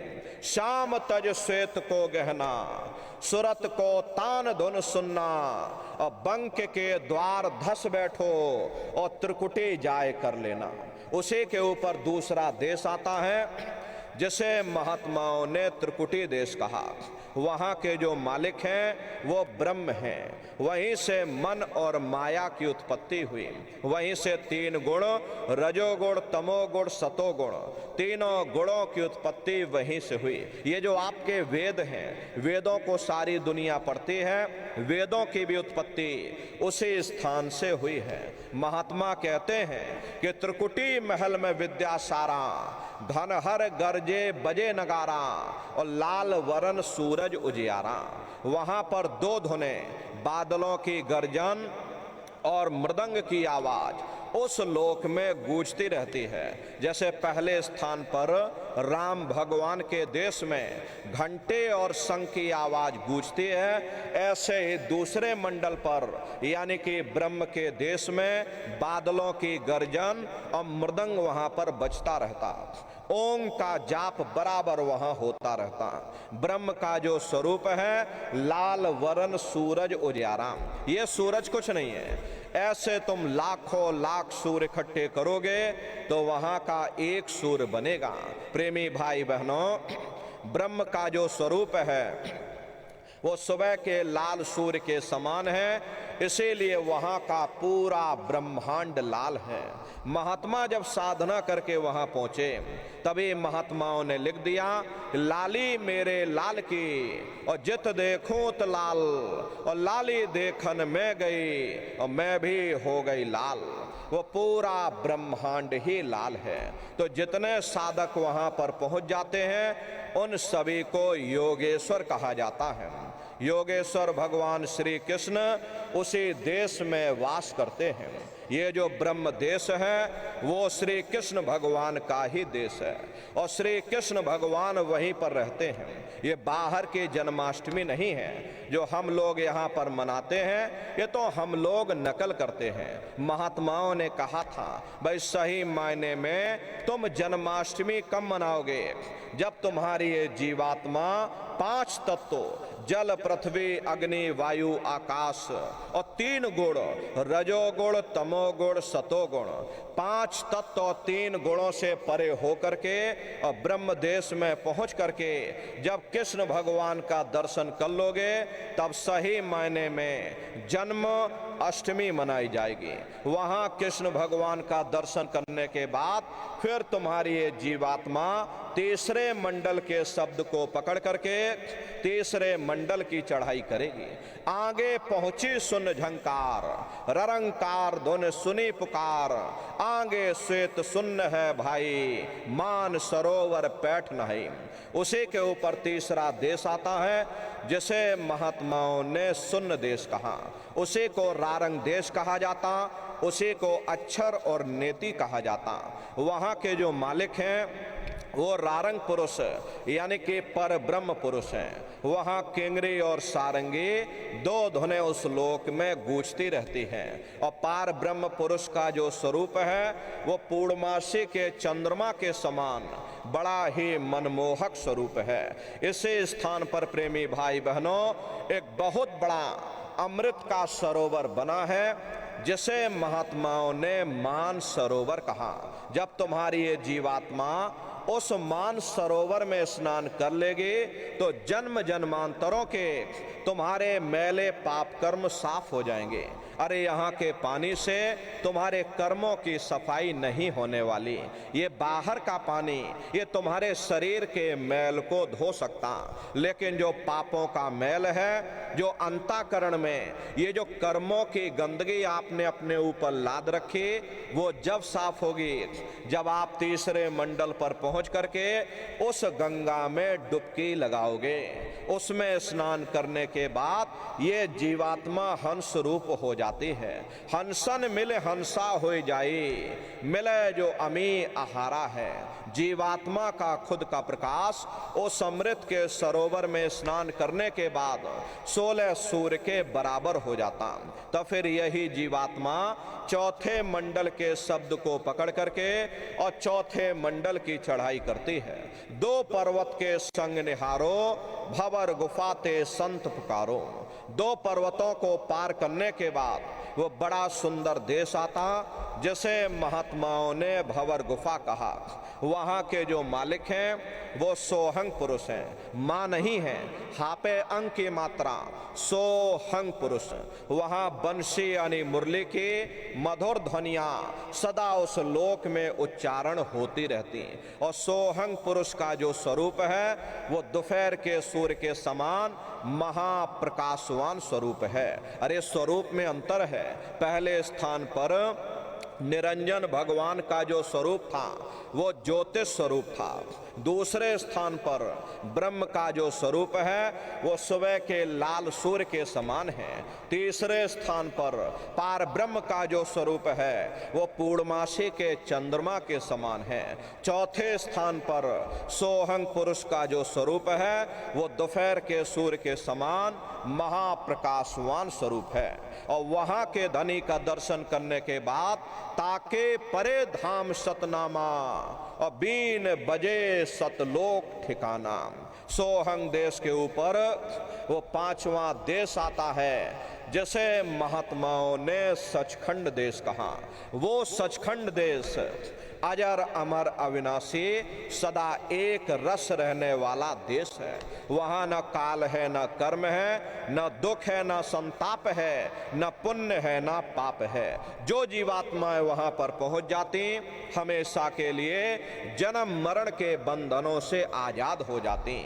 वहाँ के जो मालिक हैं प्रेमी भाई बहनों वो सतनाम भगवान सतनाम पुरुष हैं। प्रेमी भाई बहनों जिनको सतपुरुष कहा गया वही हमारे आपके सच्चे मालिक हैं, वही हमारे आपके सच्चे पिता हैं। अरे हमको आपको वहीं से नीचे उतारा गया और फिर शब्द को पकड़ करके शब्द शब्द पौड़ी पर चढ़कर पहुंचो सचखंड सतनाम।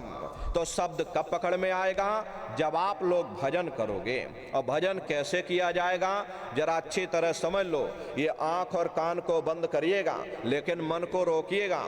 ऐसे समय पर तुम्हारा ये मन जरूर भागेगा। अभी आप यहाँ सत्संग में बैठे हो, शरीर भले तुम्हारा यहाँ बैठा लेकिन मन सारी दुनिया में भाग रहा। अब किसी को कोई बात याद आ गई, मन आपस में बातचीत करने लगा। कोई बाल बच्चों को घर में छोड़कर आया, ये मन बाल बच्चों में मन करवाता।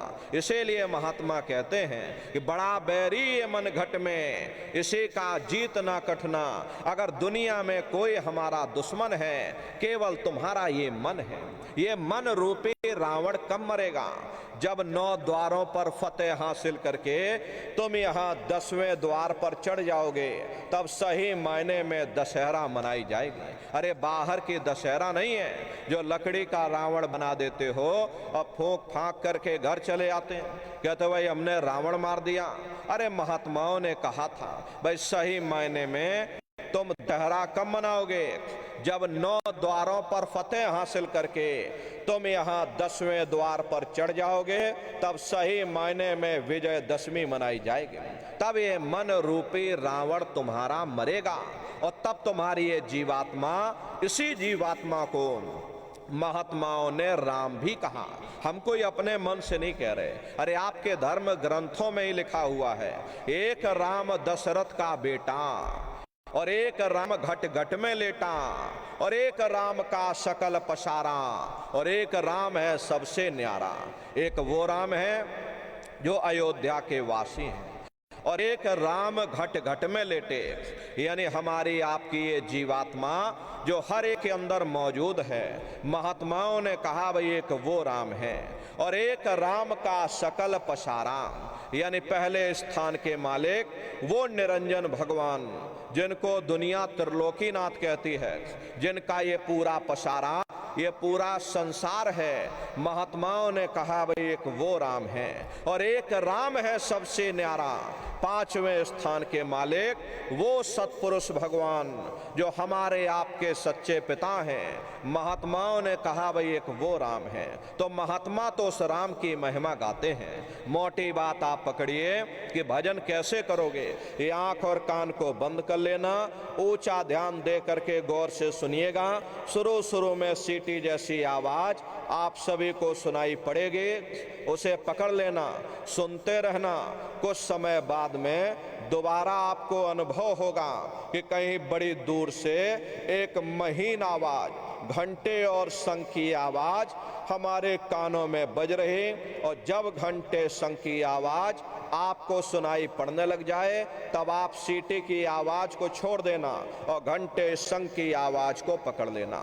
एक बार प्रेमी भाई बहनों आप उस आवाज को पकड़ लो, फिर वो आवाज आपको नहीं छोड़ेगी, खींच करके शरीर से बाहर कर देगी। फिर रोज आना, रोज जाना, रोज ब्रह्मांडों की सैर करना, रोज देवी देवताओं के दर्शन करना, रोज राम और कृष्ण के दर्शन करना और घूम करके फिर अपने शरीर रूपी घोंसले में वापस चले आना। अरे यहाँ से आपको मान लो दिल्ली जाना है तो पहले आप टिकट खरीदोगे, फिर आप रेलगाड़ी पर चढ़ोगे, 24 घंटे में आप दिल्ली पहुंचोगे। लेकिन भजन के द्वारा आप सूक्ष्म शरीर में पलक झपकते ही, अरे दिल्ली ही क्या पूरे संसार का चक्कर लगा करके सेकंड भर के अंदर, उससे भी कम समय में अपने शरीर में वापस आ सकते। इतनी भारी रफ्तार आपकी होगी। ये कब संभव होगा? जब आप लोग भजन करोगे। भजन का मतलब है भजो, अपने घर वापस चलो। तो सुमरन, ध्यान और भजन नित्य नियम से आप लोग करिएगा। नागा नहीं होना चाहिए। अरे शरीर को देखो, भोजन देते हो, सुबह दोपहर शाम रात खाते रहते, लेकिन कभी आपने विचार नहीं किया ये जीवात्मा जो जन्म जन्मांतरों से बेचारी भूखी प्यासी बैठी है, कभी अपनी जीवात्मा को आपने भोजन नहीं दिया। अरे इसका भोजन भजन है, इसका भोजन शब्द है, इसका भोजन नाम है। अपना ये नियम बनाओ कि पहले हम अपनी जीवात्मा को भोजन देंगे, फिर अपने शरीर को भोजन देंगे। अगर ये नियम तुम्हारा बन गया तो तुम्हारा लोक भी बन जाएगा और तुम्हारा परलोक भी बन जाएगा।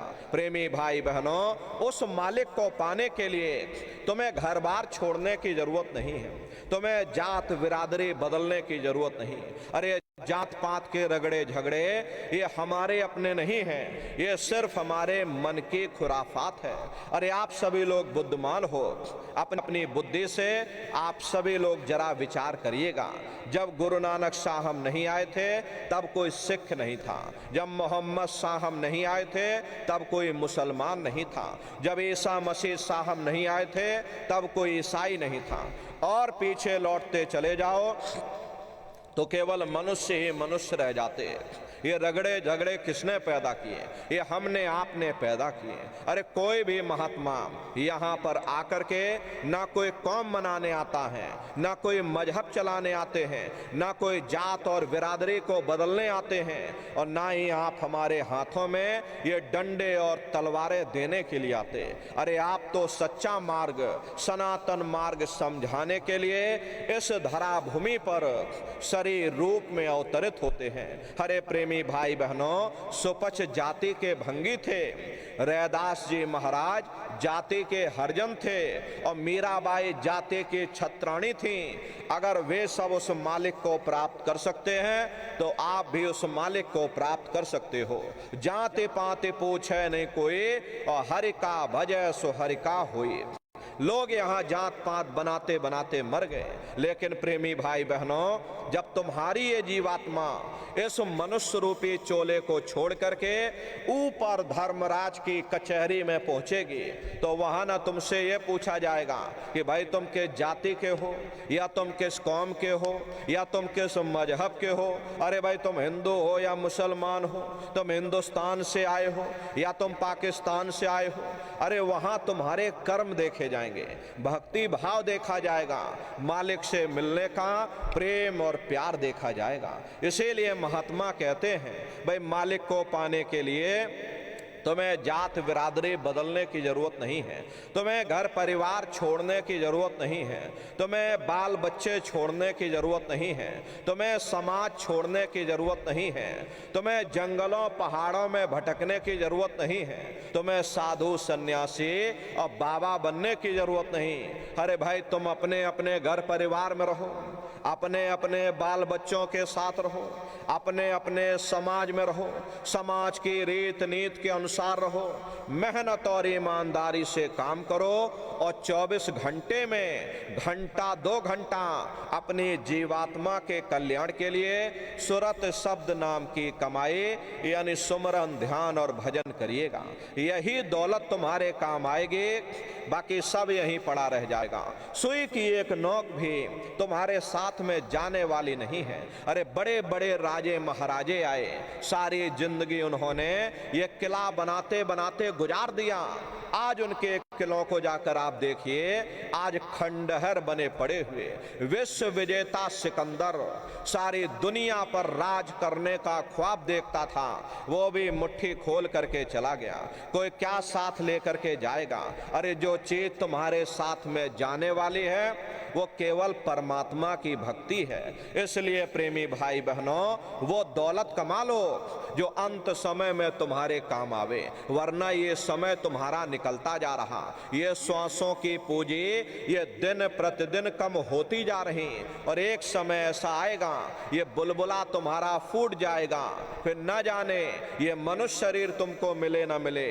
अरे भटकते रह जाओगे युगों युगों के लिए उन नरकों और चौरासियों में। इसलिए प्रेमी भाई बहनों, अभी आपको ये मौका मिला है, ये मानव तन मिला है, इस मनुष्य रूपी मंदिर में बैठ करके वो आत्मधन कमा लो, वो रूहानी खजाना कमा लो जिससे तुम्हारी जीवात्मा का कल्याण हो जावे। तो सुमरन ध्यान और भजन नित्य नियम से आप लोग करिएगा। और देखिए प्रेमी भाई बहनों, सभी लोग शाकाहारी रहना, क्योंकि हमारे गुरु महाराज ने शाकाहार पर विशेष जोर दिया। गुरु महाराज हमारे कहते थे, ये बच्चे बच्चियों तुम लोग शाकाहारी रहना, शाकाहार का प्रचार करते रहना, इसी से देश और दुनिया में भारी परिवर्तन होगा। प्रेमी भाई बहनों, अरे परिवर्तन कोई कानून बनाने से नहीं होता, परिवर्तन कोई सजा देने से नहीं होता, परिवर्तन कोई आंदोलन या तोड़फोड़ करने से नहीं होता। परिवर्तन तब होता है जब लोगों के विचार बदलते हैं, लोगों की भावनाएं बदलती हैं, और विचार जब बदलेंगे जब लोगों का खान पान शुद्ध होगा। अरे देसी कहावत है, वह जैसा खाए अन्न और वैसा होए मन। जब इंसान पशुव्रती भोजन करेगा तो उसकी बुद्धि स्वतः ही पशुओं जैसे हो जाएगी, सोच विचार उसका चिंतन स्वतः ही पशुओं जैसा हो जाएगा। फिर जो शराब के नशे में माँ बहन बेटे की पहचान खत्म हो जाए, उस शराब को पी करके यह कैसे पता चलेगा कि क्या अच्छा और क्या बुरा है। यही कारण है कि आज घर समाज में ये दुनिया भर के अत्याचार और दुनिया भर के व्यभिचार फैले हुए। हरे प्रेमी भाई बहनों, देखिए हम लोग मंदिर बनवाते हैं उन मंदिरों में नहा धो करके जाते हैं। कहते भाई परमात्मा के रहने की जगह है, हमको नहा धो करके जाना चाहिए, फूल अगरबत्ती ले जाना चाहिए। कोई इन मंदिरों में कूड़ा कचरा नहीं डालता। अगर कूड़ा कचरा डालोगे तो आपस में लाठियां चल जाएंगी। फिर ये जो हरि मंदिर है, ये पंच भौतिक शरीर जिसे महात्माओं ने हरि मंदिर कहा, और इसमें तुम हाड़ मांस के लोथड़े डालते हो, इसमें तुम शराब के कतरे डालते हो। अपने बनाए हुए मंदिर की आप कद्र करोगे और परमात्मा के बनाए हुए इस हरि मंदिर को तुमने जीते जी कब्रिस्तान बना दिया तो सख्त सजा मिलेगी। अरे महात्माओं ने लिखा है कि तिल भर मच्छी खाई के कोट गौ दे दान, और काशी करवट जा मरे और निश्चय नरक निदान। यदि तिल भर भी मच्छी खा करके फिर चाहे कोटान कोट गौओं का दान करो और काशी में जा करके मत्था रगड़ते रगड़ते अपनी पूरी जिंदगी वहां पर तुम गुजार दो, फिर भी तुमको तुम्हारे गुनाहों की सजा मिलेगी, कोई बच नहीं सकता। क्योंकि ये कर्म भूमि है, यहाँ तुम जैसा कर्म करोगे वैसा फल तुमको मिलेगा। देखिए इस कर्म भूमि पर कृष्ण भगवान तक नहीं बच पाए। उस समय बाली को छिप करके बाण मारा था और वही बाली कृष्ण अवतार में बहेलिया बन करके आ गया और कृष्ण भगवान के पैरों में पद्म चमकता था। हिरण की आंख समझ करके और बहेलिये ने निशाना मार दिया और जब पास में आकर के देखा कृष्ण भगवान थे, अफसोस करने लगे। लेकिन कृष्ण भगवान ने उसको समझाया, भाई इसमें तुम्हारा कोई दोष नहीं। उस समय तुमने हमको मारा, हमने तुमको मारा, आज तुमने हमको मार दिया, हमारा तुम्हारा अदला बदला पूरा हो गया। कर्म प्रधान विश्व रच राखा और जो जस करे सो तस फल चाखा। ये कर्मों का ऐसा देश है, यहाँ तुम जैसे बीज बोगे वैसे ही फसल काटोगे। यदि हम अपनी जिह्वा के लिए बेजुबान जानवरों की गर्दन पर छुरियां चलाएंगे, एक समय हमारा भी आएगा, हमारी भी गर्दन पर छुरियां अवश्य ही चलेंगी। इसलिए प्रेमी भाई बहनों, आपसे हमारी प्रार्थना है कि आप लोग शाकाहारी रहिएगा। ये तरह तरह की बीमारियां जो आज के समय में आ रही हैं, इसका मुख्य कारण एक ही है, लोगों का खान पान गंदा हो गया। अरे अपनी बुद्धि से आप विचार करिएगा, इंसानों के खून में जब जानवरों का खून मिल जाएगा, इंसानों के अंदर जब जानवरों के कीटाणु पहुंच जाएंगे तो न जानवरों की दवा काम में आएगी और न इंसानों की दवा काम में आएगी, तो परिणाम क्या होगा? ऐसी महामारियां फैलेंगी।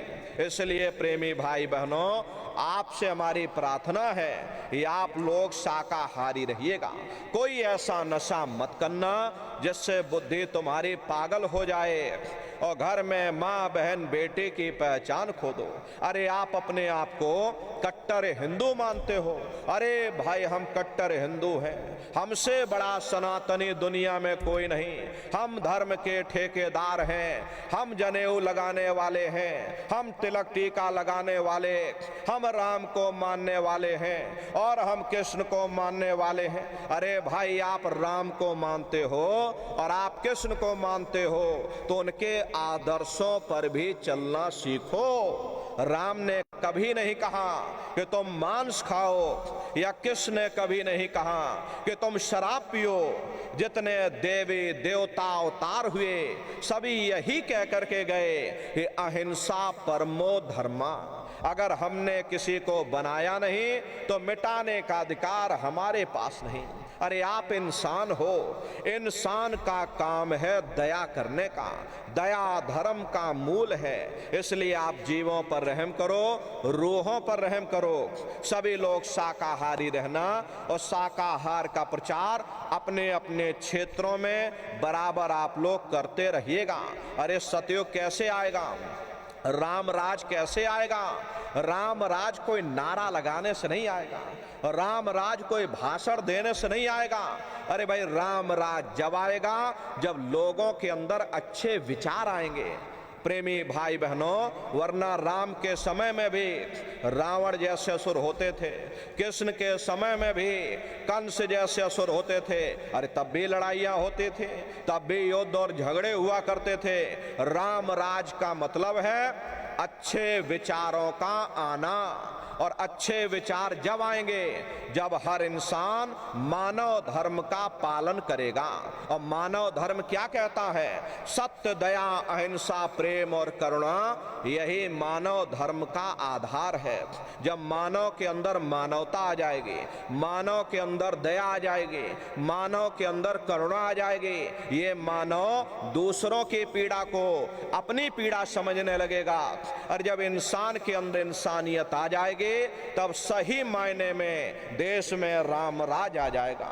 इसीलिए महात्मा कहते हैं, भाई राम राज को लाना है तो पहले मानव धर्म अपनाना है, पहले मानव को मानव धर्म अपनाना पड़ेगा। इसीलिए हमारे गुरु महाराज कहकर गए, बच्चा गांव गांव में तुम भजन केंद्र की स्थापना करो, गांव गांव के लोग भजन करने लग जाएं, गांव गांव में सत्संग होने लग जाए, गांव गांव के लोग शाकाहारी हो जाएं, गांव गांव के लोग सदाचारी हो जाएं, गांव गांव के लोग चरित्रवान हो जाएं, आंखों में माँ बहन बेटी की पहचान कायम हो जाए। तो जब हमारा ये गांव बदल जाएगा तो ये पूरा समाज बदल जाएगा, निश्चय एक कलयुग में सतयुग आ जाएगा। इसलिए प्रेमी भाई बहनों, धर्म के प्रचार में आप सभी लोग अपना अपना योगदान दीजिएगा। देखिए हमारे गुरु महाराज परम संत बाबा जय गुरुदेव जी महाराज ने एक अच्छे समाज के निर्माण के लिए, चरित्रोत्थान के लिए, लोगों को शाकाहारी और सदाचारी बनाने के लिए 116 वर्ष की आयु तक अथक मेहनत और परिश्रम किया। हमारे गुरु महाराज ने अपने गुरु की याद में मथुरा आश्रम पर इतना विशाल मंदिर बनवाया। गुरु महाराज हमारे कहते थे कि बच्चा, मंदिर का वो देवता वहां पर बैठ करके बरकत बांट रहा। अरे आप लोग आइए, वहां कोई रुपया पैसा नहीं चढ़ाया जाता, कोई चंदा चुटकी नहीं। अरे आप लोग आए, मंदिर के देवता के सामने अपनी एक बुराई को चढ़ा दीजिए। वहां पर बुराई चढ़ाई जाती है कि हम आज से मांस मछली नहीं खाएंगे, हम आज से अंडा शराब का सेवन नहीं करेंगे, हम आज से झूठ नहीं बोलेंगे, हम आज से किसी को धोखा नहीं देंगे। अरे आप अपनी एक बुराई चढ़ा दो, आपकी एक मनोकामना पूरी होगी। ऐसा वरदानी मंदिर गुरु महाराज ने अपने गुरु की याद में मथुरा आश्रम पर बनवाया। गुरु महाराज हमारे कहते थे, बच्चा दरबार में तुम दया दुआ बरकत लेने के लिए बराबर हाजिरी देते रहना। समय न मिले महीने में आ जाना, महीने में समय न मिल पाए 6 महीने में आ जाना, 6 महीने में समय न मिल पाए तो साल भर में आ जाना। और जिसको साल भर भी समय न मिला तो महात्माओं ने लिखा है, दरस बरस न कर सकें ताको लागे दोष, और कहें कबीरता दास की कभी न पावे मोक्ष। इसलिए प्रेमी भाई बहनों, हमारी आपसे प्रार्थना है कि अपने दरबार में बराबर हाजिरी देते रहिएगा, बराबर आते जाते रहिएगा, दया दुआ बरकत लेते रहना। मंदिर के देवता के सामने अपने गुनाहों की गठरी को चढ़ाते रहना। देखिए अभी होली का कार्यक्रम 24, 25 और 26 मार्च 3 दिवसीय होली का कार्यक्रम मथुरा आश्रम पर मनाया जाएगा। आप सभी प्रेमी भाई बहन होली के अवसर पर पधारिएगा। देश के कोने कोने से दसियों लाख की संख्या में सत्संगी प्रेमी भाई बहन मथुरा दरबार में पधारते हैं। उनके रहने ठहरने के लिए वहां अलग अलग जिलों के टेंट राउटी डेरे लगाए जाते हैं। भोजन पानी के लिए भी वहां पर भंडारे बराबर चलते रहते।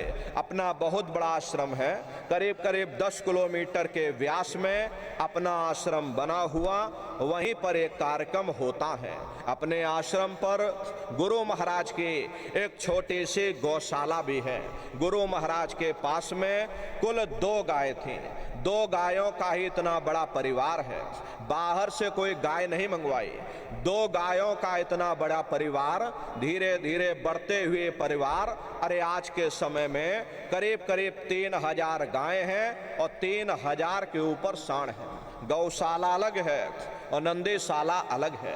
किसी को बाहर नहीं भेजा जाता, क्योंकि हमारे गुरु महाराज कह कर गए बच्चा इनको यहीं रखना, यहीं सेवा पानी करना, अगर बाहर भेज दोगे लोग मार देंगे, काट देंगे। इसीलिए चाहे गाय हो या चाहे बैल हो, हमारे यहाँ किसी को बाहर नहीं भेजा जाता।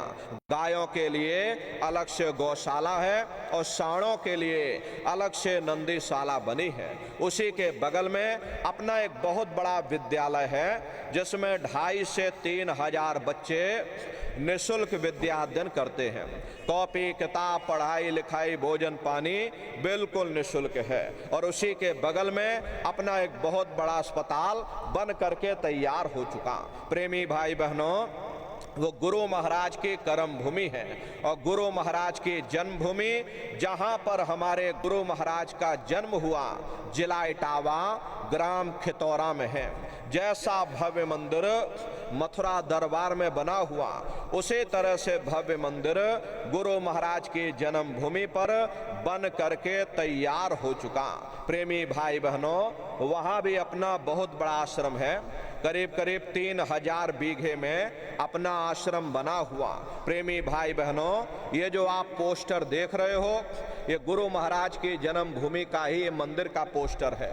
और इधर जो फोटो लगी है, ये मथुरा दरबार का फोटो है। तो समय निकाल करके आप लोग पधारिएगा, अपने अपने बच्चों को भी साथ में ले करके आइएगा।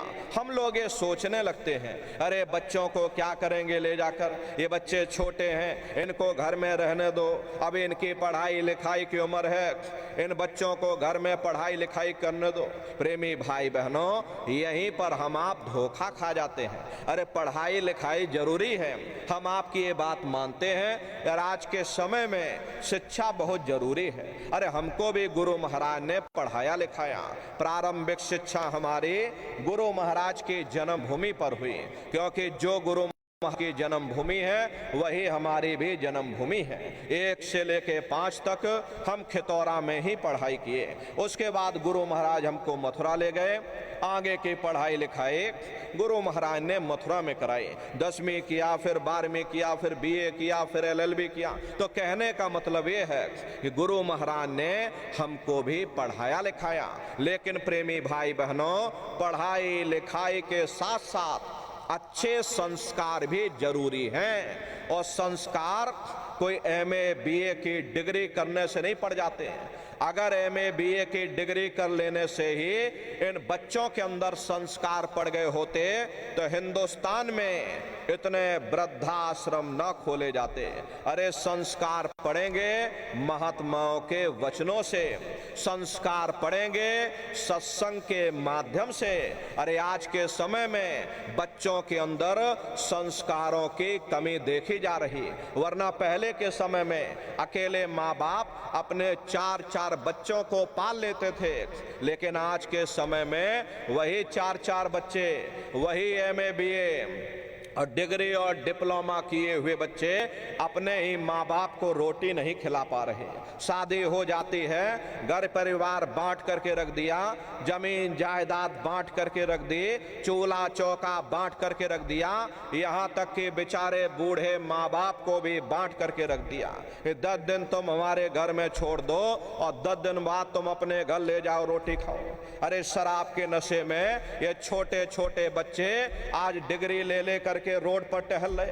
अरे प्रेमी भाई बहनों, इसका जिम्मेदार कौन है? इसके जिम्मेदार हम आप हैं। पहले हम लोगों को शराब छोड़नी पड़ेगी, तब हम अपने बच्चों से कह सकते हैं कि बच्चा तुम भी गंदी चीजों को छोड़ दो।